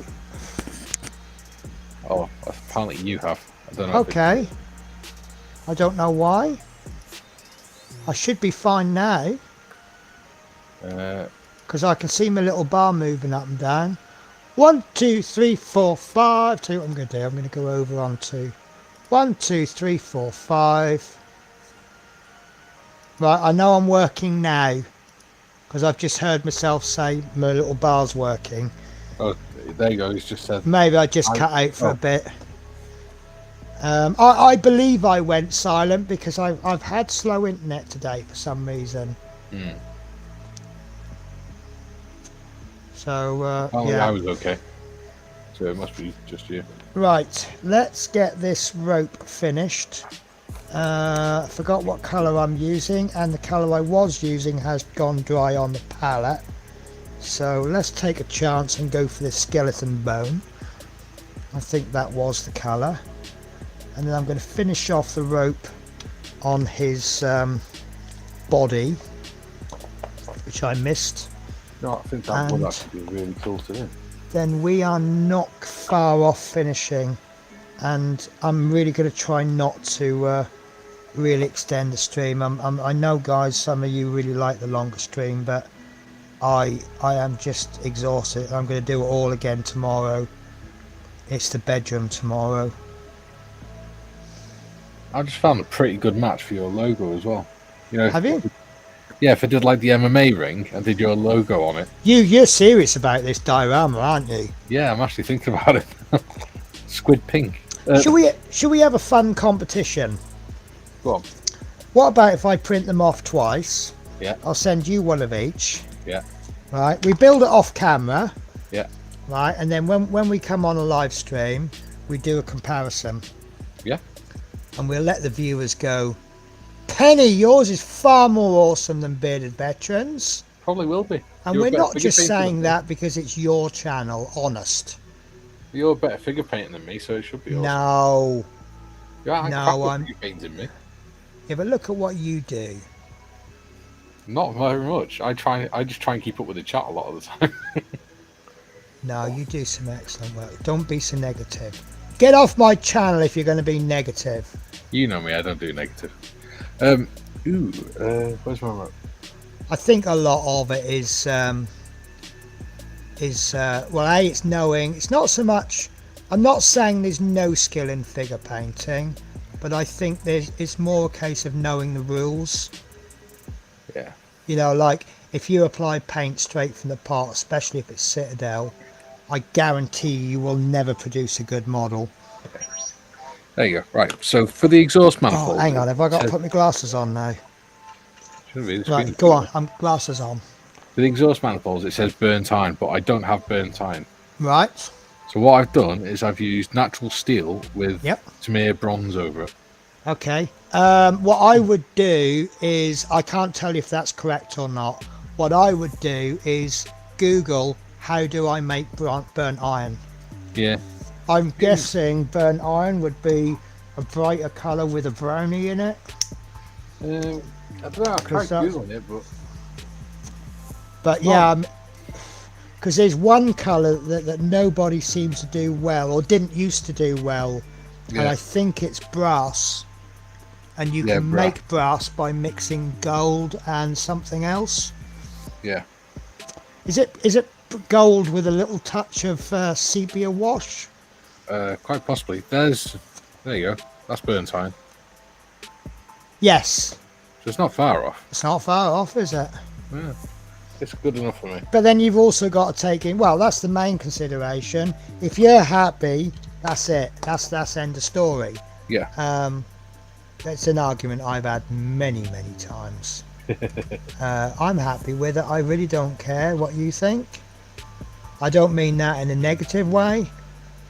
I mean, there's some people out there, they actually use in their logo something along the lines of F you, I build this for me, not for you. Yeah.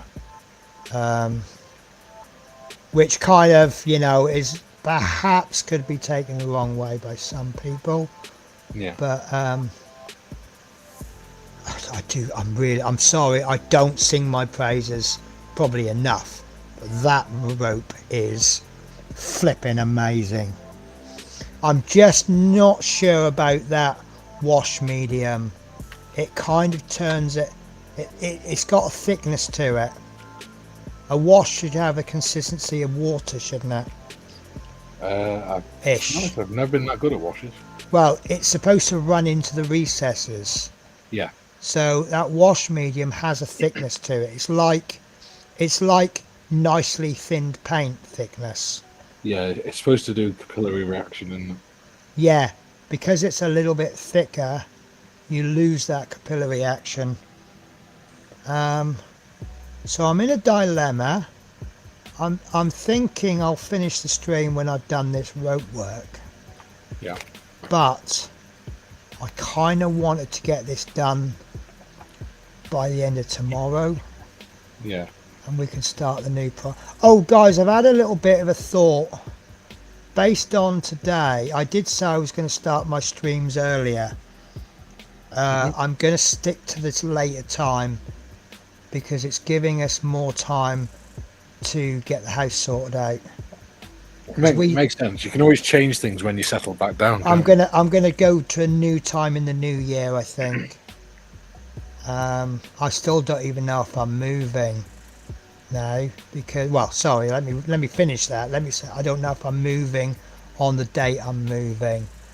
I know I'm a little bit paranoid, but I can move in from the 16th, so I'm going to move in between the 16th and the 22nd, and I've got the electricity sorted out.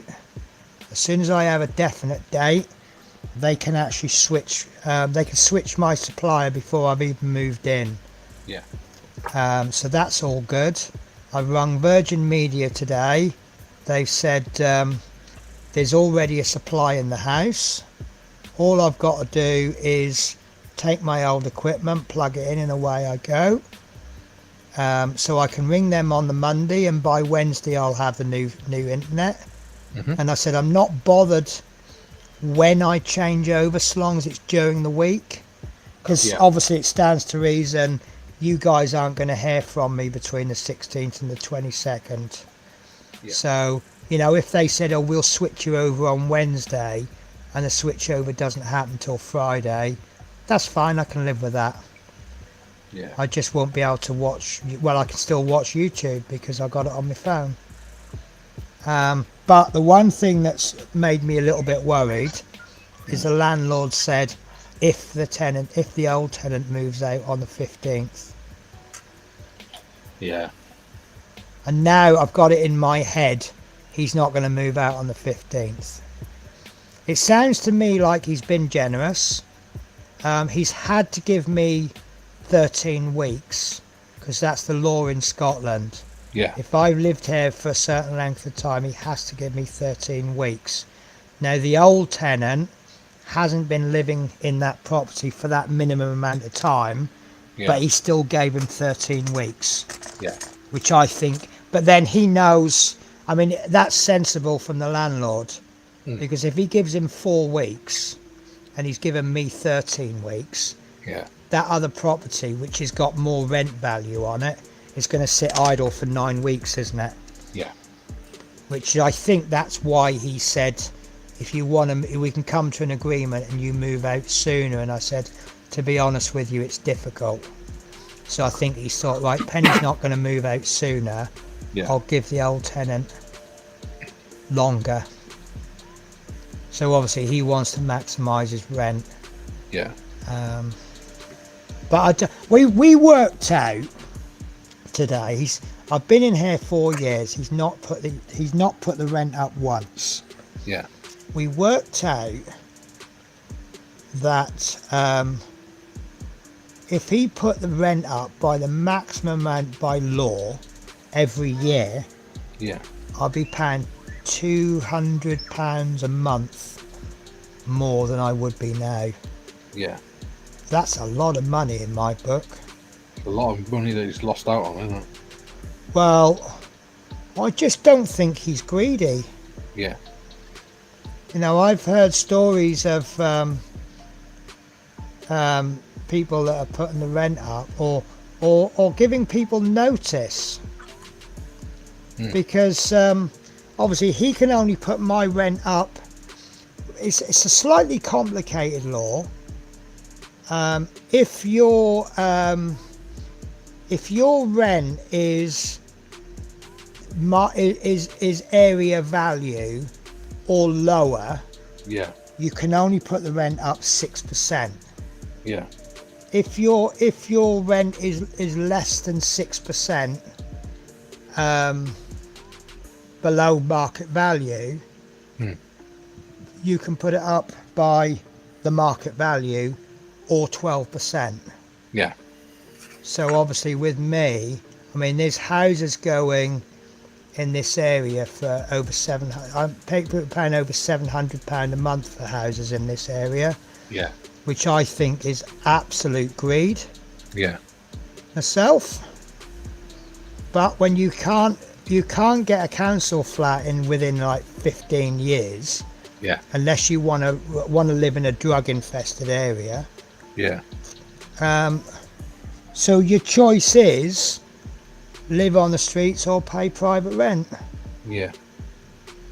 Did I put a wash on that bandage? I think I you did, did didn't talk I? about it. I think that's very, very subtle. I'll go with it because I think that might work. I think the difference between the dark areas and the light bits on the bandages around his wrists, I think there's too much difference. Yeah. Hello, Spirit, rubbing against my knee. What are you after? You let me down today, Spirit. I wanted to show my friend what when I go to bed, Spirit gets under the covers with me, and she has a little bit of a cuddle session, and then she gets out, and then she gets back in again, and then she's out again, then she's in, and by about the fourth time she does it, I get a bit fed up to keep letting her in and letting her out. Yeah. So I pretend that I don't see her. Yeah. So she starts lifting her paw up and patting at my arm. And then I just think, oh, you're so cute, and I lift the covers up for her to come in again. Yeah.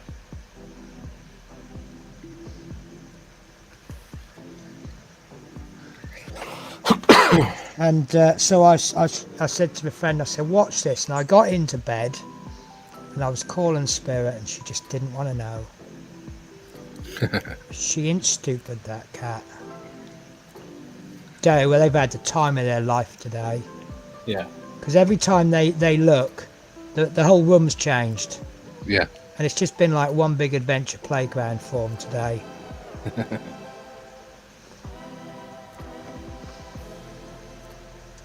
I tell you what, as soon as I opened the attic, because part of the reason I wanted someone to help me with the attic, apart from the fact that I can just chuck boxes down and rather than keep having to climb up and down the stairs, Yeah. was just to keep an eye on the cat.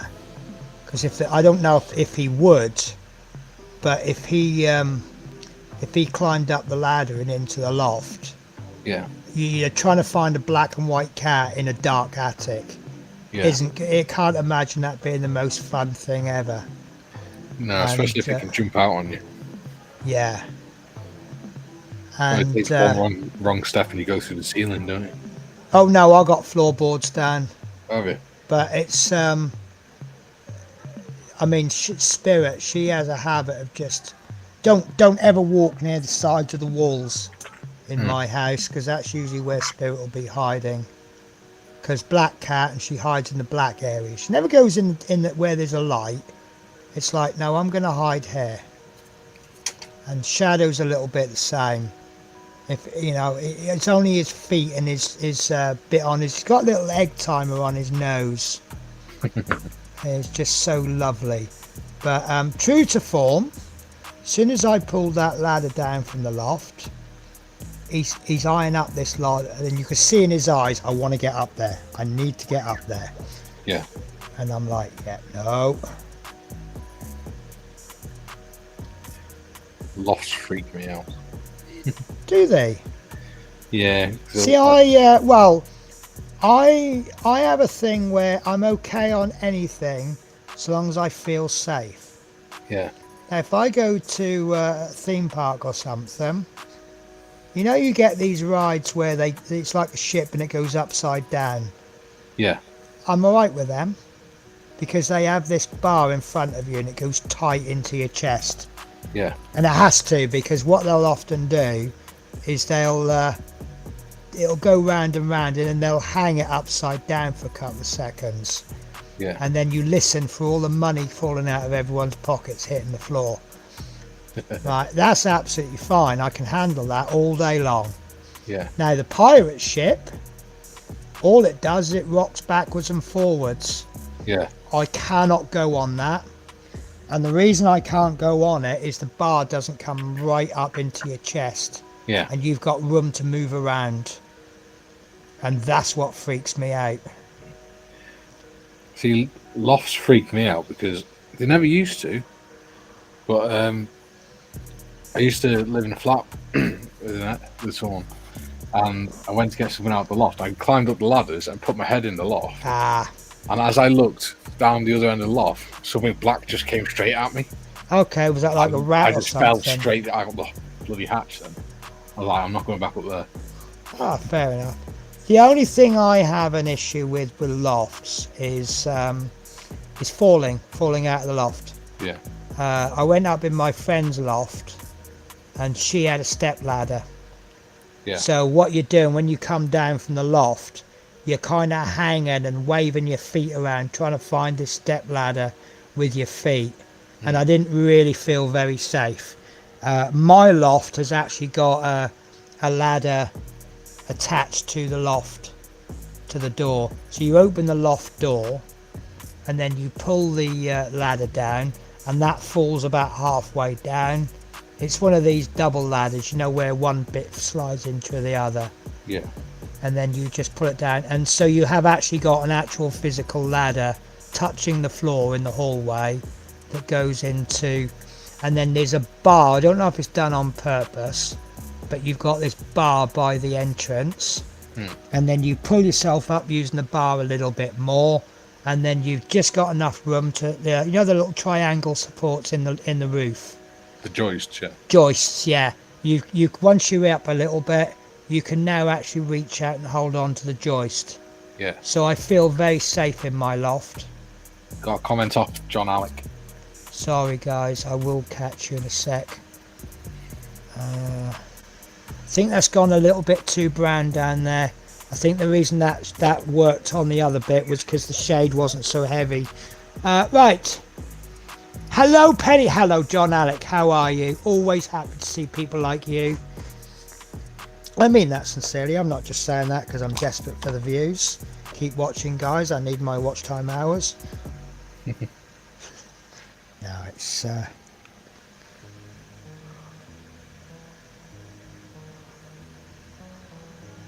I saw a bit I wasn't happy with. And by the time I got the brush tool, I couldn't find it. There we are.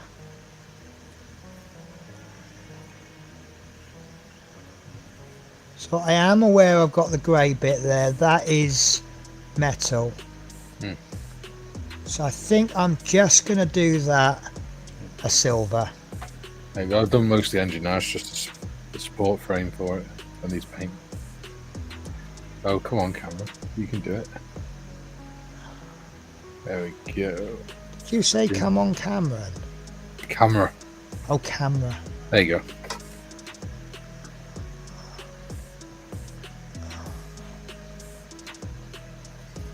What do you think of this music, guys? Penny. Sorry, hang on. Put my glasses on. Oh, very nice. You are a very neat painter. Thank you. I like. Looks alright though. Yeah. Yeah. But again, it boils down to: are you happy? Yeah. There might be, no offense to you guys watching, there might be guys making comments going, no, I don't think that's the right colour. Nah, don't care about them. If you're happy, Who's that YouTuber who's all about whatever you do, always smile? I don't know. He's a foreign guy. Oh, is it Scandinavian, Nuno? maybe? You're No, right. no. It's no, it's someone I can't remember who it is.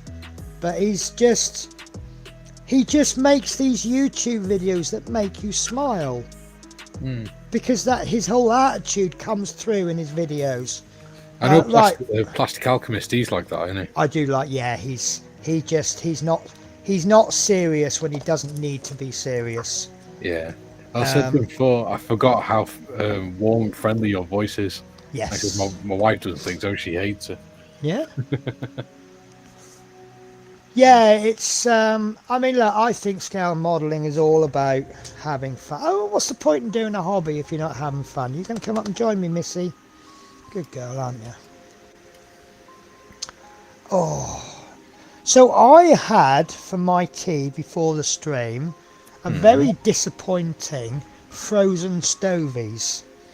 Okay. Well, there's a shop I go to. They normally do haggis, neeps, and tatties, which I really like. Yeah. I'm one of these that if I go to an area, I will try the local foods. Yeah. And I don't know what happened, but the first time I came to Scotland, I tried haggis and I hated it. Yeah. I wasn't influenced by knowing what was in it. Yeah. You know, I try it and I didn't like it. I don't know if it's hormones or something, but maybe my tastes have changed. But I now like haggis. Yeah.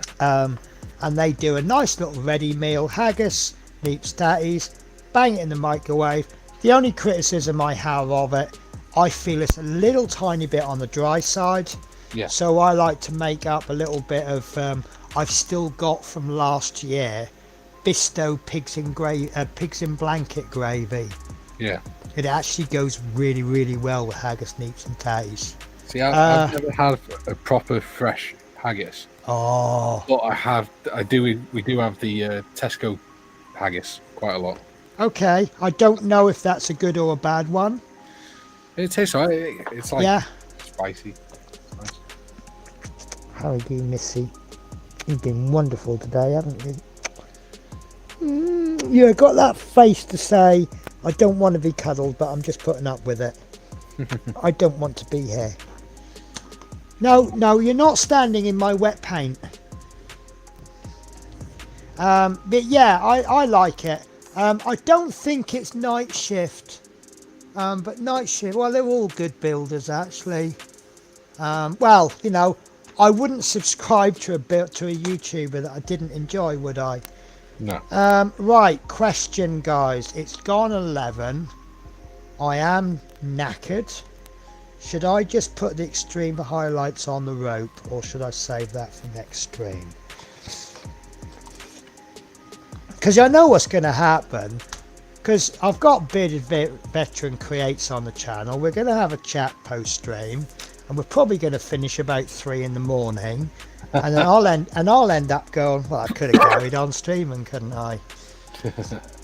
But, right, actually, I am going to finish the stream now, and I shouldn't really have an early night, because if I have an early night tonight, I'm going to be up early in the morning, which isn't a bad thing.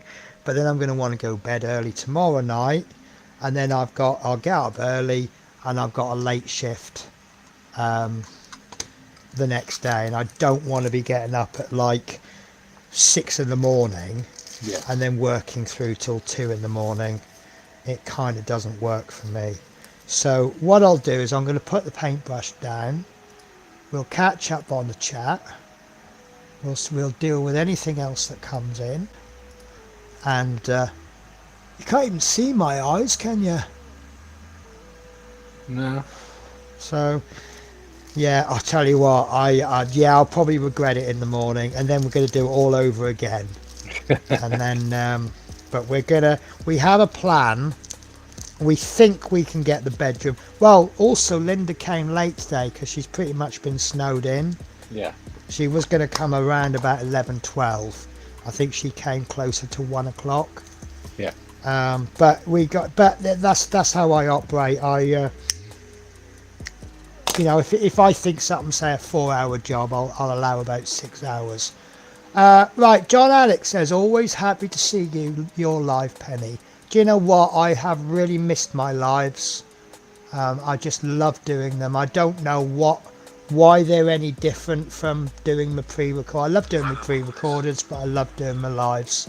I think I've done quite a lot compared to what I thought I can do.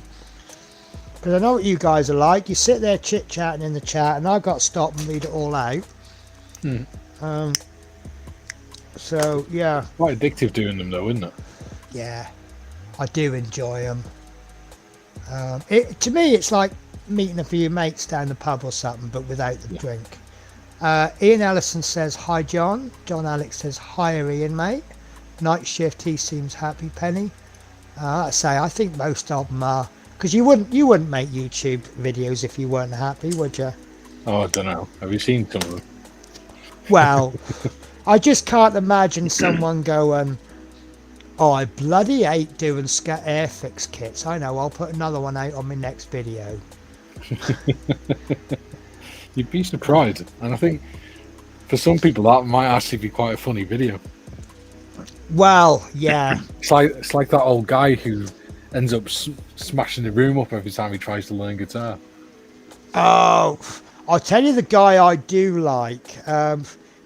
It's a bit of a Les Dawson. When I say Les Dawson used to do this routine where he played the piano really badly. But to play the piano that badly, you actually need a great amount of skill.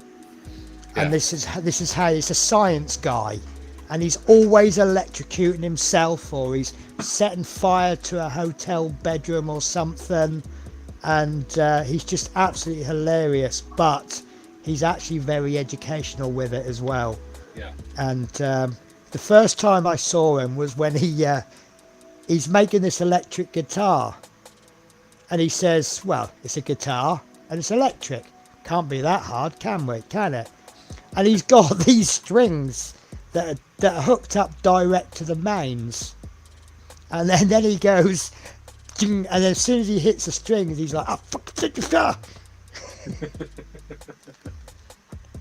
And then I saw another one. He was mucking around with these hotel sockets. I think he was on a holiday in England.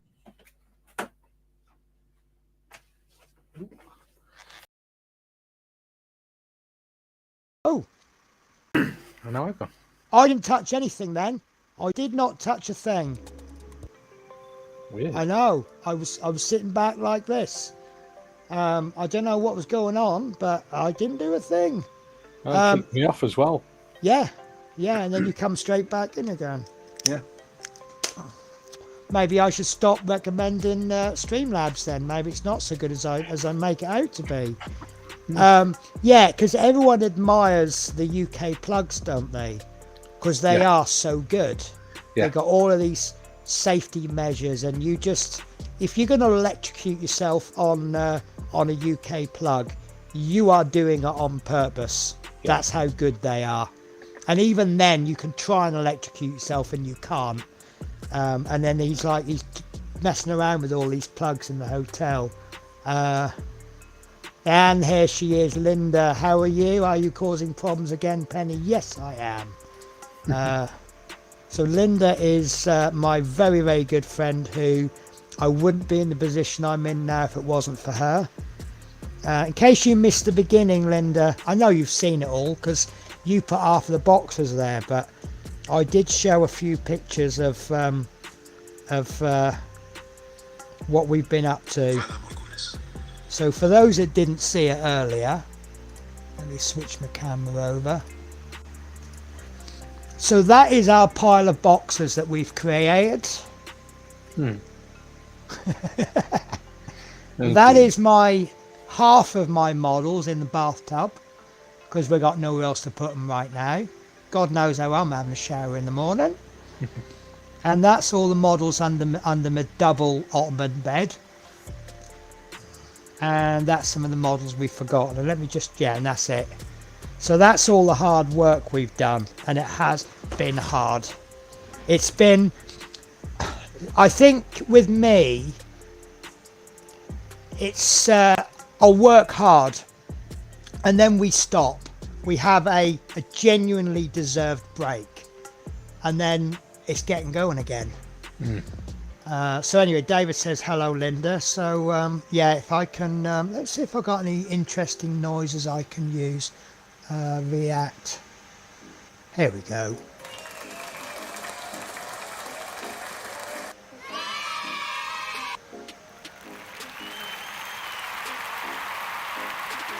I can't think of any more good ones there. There we go. That's Linda's chant from now on when she comes on. What's this one?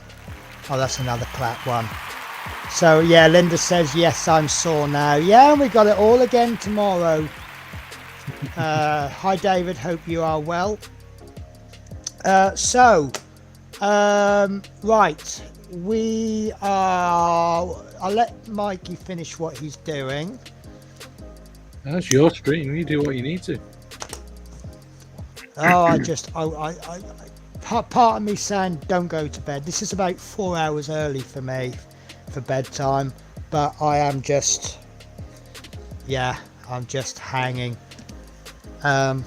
Oh, you'll like this, Linda. So I dropped Linda off going to take her home, and then went on to the shops.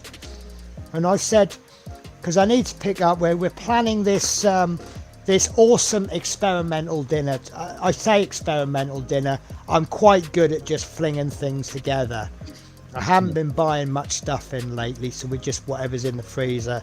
And I found some chicken drumsticks. I found this spicy pasta sauce, not overly spicy, and then I'm going to mix it with another pasta sauce and then bulk that out with a tin of tomatoes. And I'm running out of milk, so I said I need tomatoes, I need milk. I said I might as well run down the shop and get something to eat. So Linda goes, what's that, haggis, neeps and tatties? And I'm like, yeah, probably. Yeah, no, I was saying about disappointing dinner. So they have some in the fridge. And I say I normally go for the haggis, neeps and tatties, but last time I went for the stovies, which are, if you don't know what stovies are, they're essentially, it's a mince hash. It's like corned beef hash, but with mince instead of corned beef. And it's what I call hash, which is lumps of potato, badly mashed potato. It's more smashed rather than mashed, mixed with the mince, and it's big dollop on your plate. There you go. And it's actually really nice.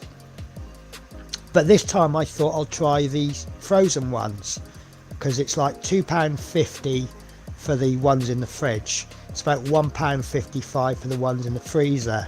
Yeah. And by the time I got it back, thankfully, I thought that looks like it might be a bit smaller portion. So I got a can of mushy peas as well. Yeah. Let's just say it's not £1.50 because it's a smaller portion. It's £1.55 because it's crap. So yeah, it wasn't. I put it in the microwave. I put it on my plate, and there's all this water comes out of it. I thought I better have a bit of bread for that, hadn't I? So I made the gravy a little bit thicker, so that by the time I mixed it all in, that water's going to thin it down a bit. Yeah. It was edible, but I won't buy it again. No. And oh, look what I found in the shops.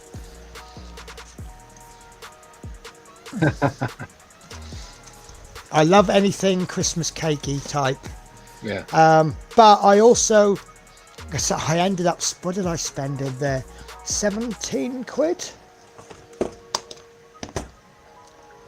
Considering my dinner cost me £1.55, I spent 17 quid. I bought some milk, and I saw eggs, and I thought, oh, I'll have a fried egg on, like poached egg or something on toast in the morning.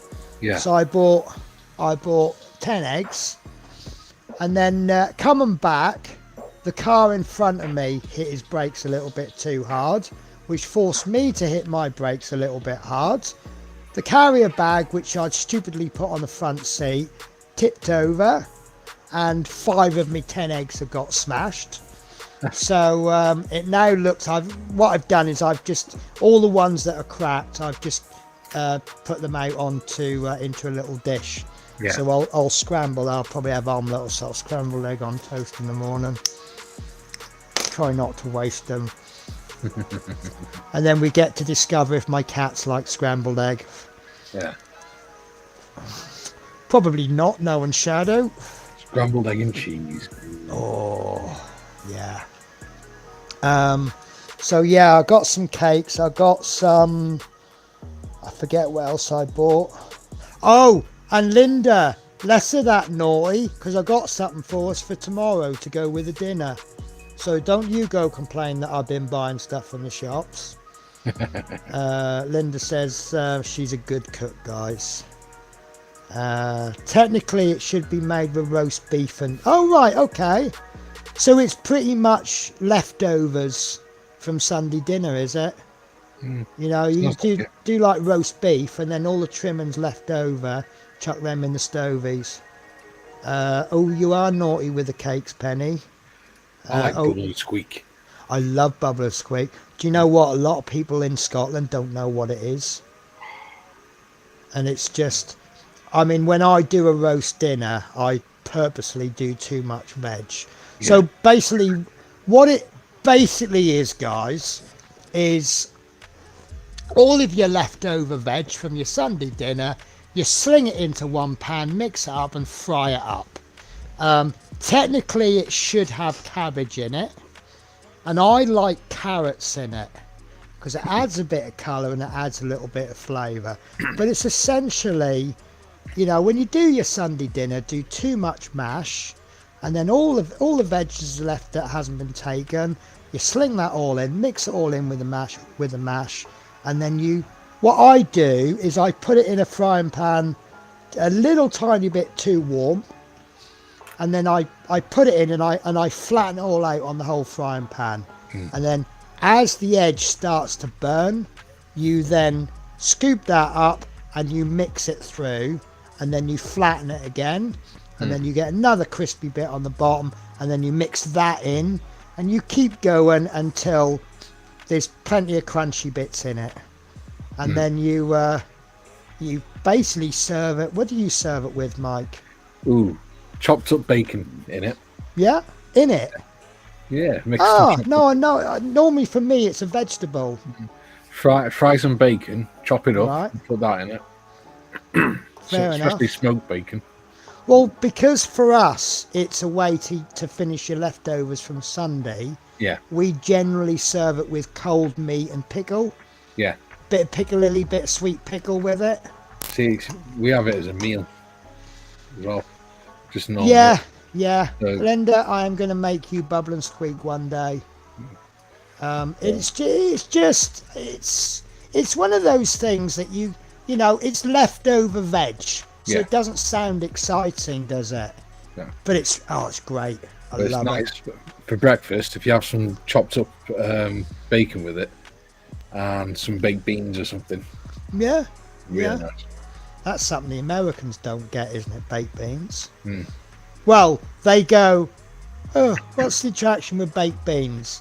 And then you go, there you go, here's some beans on toast. And they're like, yes, I'm a fan now. Yeah. Especially if you put some cheese on it for them. Yes. Right, guys, how you getting on with your engine? I'm fine. You crack Right, on. let me put you on big and you can show us what you've done. Plus we get to see all your stickers, which you're really proud of, I know. That's nice. There you go. See, that's proper engine, isn't it? Nice and simple. Yeah. What's that, about 2 horsepower? I'm not sure. I've not looked it up, to be honest. I know the Albatross had about 80 horsepower, the engine in that, so it'd be around. Do you know what? That's actually probably less than my car. Yeah. In fact, am I right in thinking when I used to have a Citroen Saxo? Let's have a look. So Formula One cars, they have this system where, is it KERS? Where you can just give it a little bit of a turbo boost and it's powered. When they hit the brakes, it powers up this KERS system, and it gives them an additional 76 horsepower, brake horsepower, just that little bit of a boost for about 5 seconds or something like that. And we worked out that the Formula One car's boost was still more than my Citroen Saxo.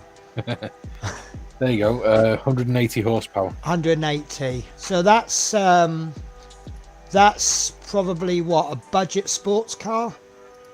Let's have a look. What's your car called? My car is a Peugeot 307.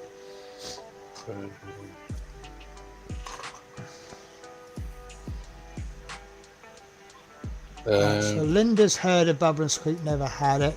It sounds like when my gran used to do fried cabbage and fried yeah, but normally separately, and normally for different suppers during the week. So for your car, 67 horsepower. Yeah, exactly. So basically, it's yeah.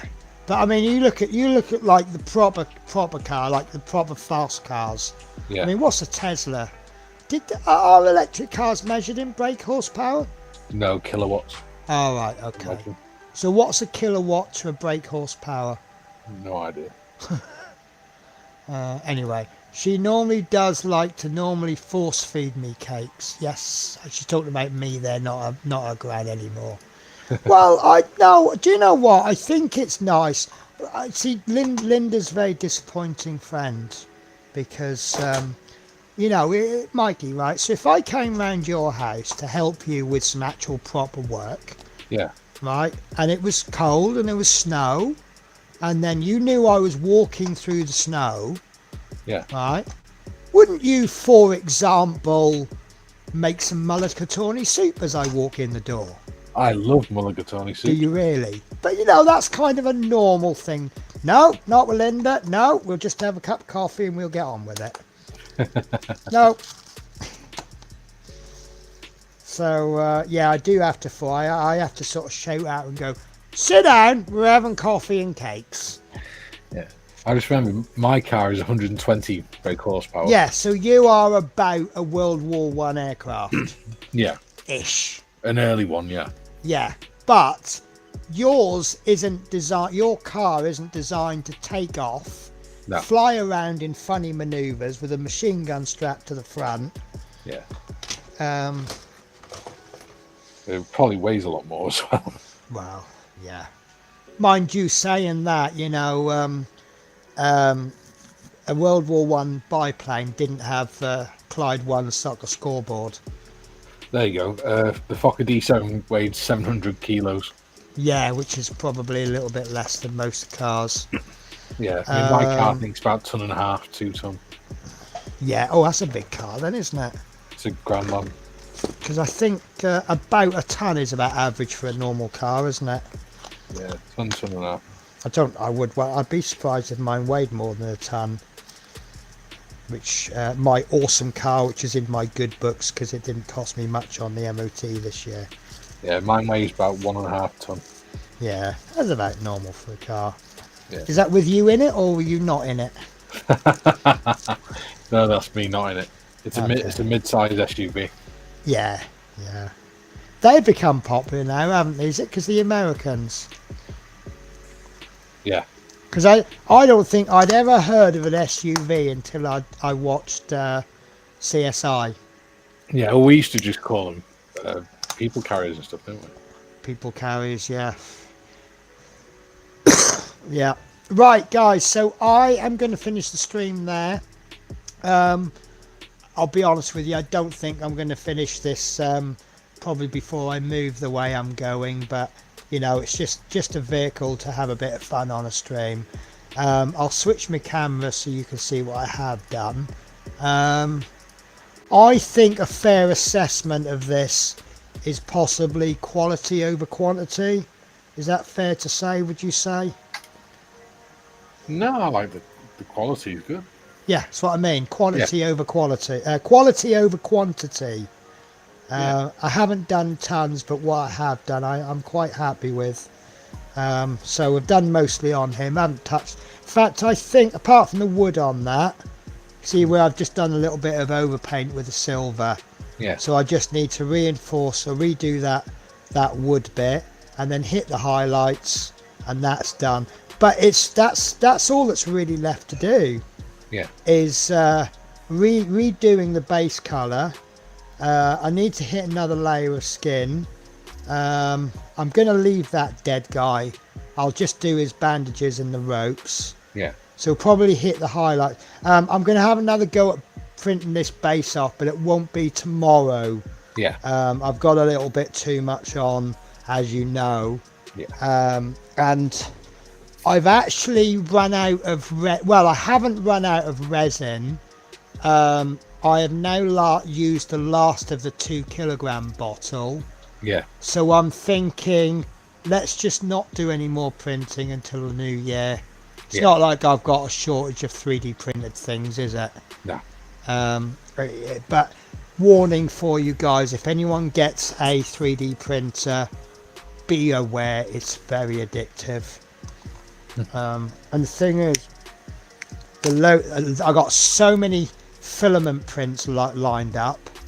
I'm going to be doing paint racks all over the wall.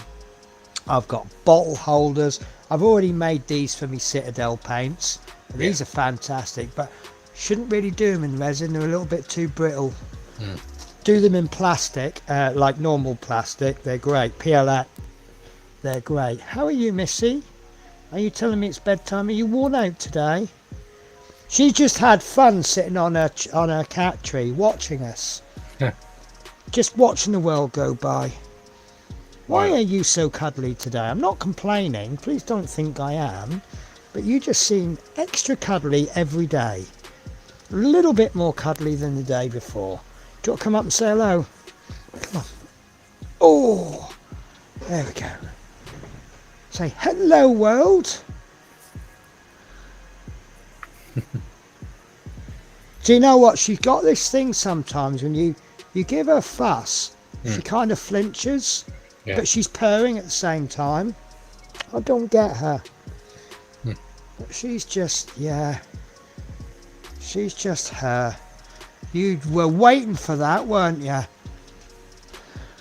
There we go. Right, so guys, thank you very much for making this a great stream. David Markey says thank you for a great stream. To be honest with you guys, the audience makes the stream. If you guys didn't interact with me at all, it would just be me doing a bit of paint and talking crap. You know, so thank you guys for helping me make it a make stream. Hot Rod Rodney 25 says hi Penny, how are you? David Markey says hello Rooney. Linda says I'll see you tomorrow night. I hope not. Hope I'll see you tomorrow afternoon. I think I've scared her off with the amount of work we've got to do. I'll tell you what, great job on the bedroom we've done. I'm a little bit guilty of I've just chucked stuff down, and we've had to kind of clear a load of crap just to be able to get to sort it. Sure, you'll probably go in there tonight, lie in the bed and feel agoraphobic. Probably will actually. I've done it when we've sorted out the living room stuff, you know. If the wife's had a few weeks where she's been really ill, so we've been focusing on her instead of the cleaner. And when you're cleaning up, it's just like, holy shit, this room's too big. Do you know the weirdest time for me when I was a kid? Every year it was the same thing. December comes, Mum wants to put the Christmas tree up. We have no room in the living room for the tree. Yeah. So we spend the day rearranging the whole living room so that we can get this tree in. Then we have this tree up for about a month-ish. And then suddenly we take this tree down, and then there's this massive gap. And the house suddenly looks so bare. And it's really weird. And it's not any more bare than, apart from the fact there's a space in the middle, it's not any more bare. It's not like we've chucked loads of stuff out to make room for the tree. Everything that was in the house before is still there, just in a different place. But you're like, oh my god, the house seems so empty. So, right, guys. So, Rodney says you also do awesome, always do awesome streams. Thank you very much. Right, guys, so I am out. Sorry, it's like, well, I'm not sorry it's shorter than normal because it's actually still over 2 hours, isn't it?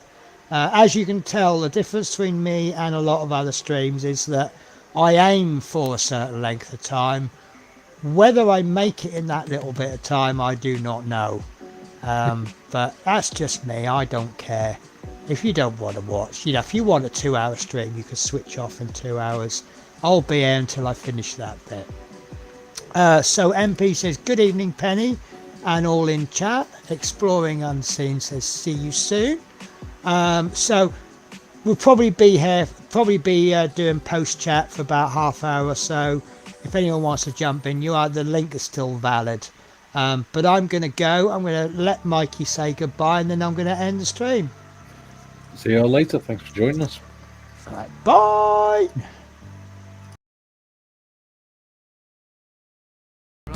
Goes on a bit, doesn't it? Well, you've listened to it this far, but you probably won't again. So we'll be taking even less care from now on. The singing might go off a bit, and the words won't have to rhyme. And there's no line here.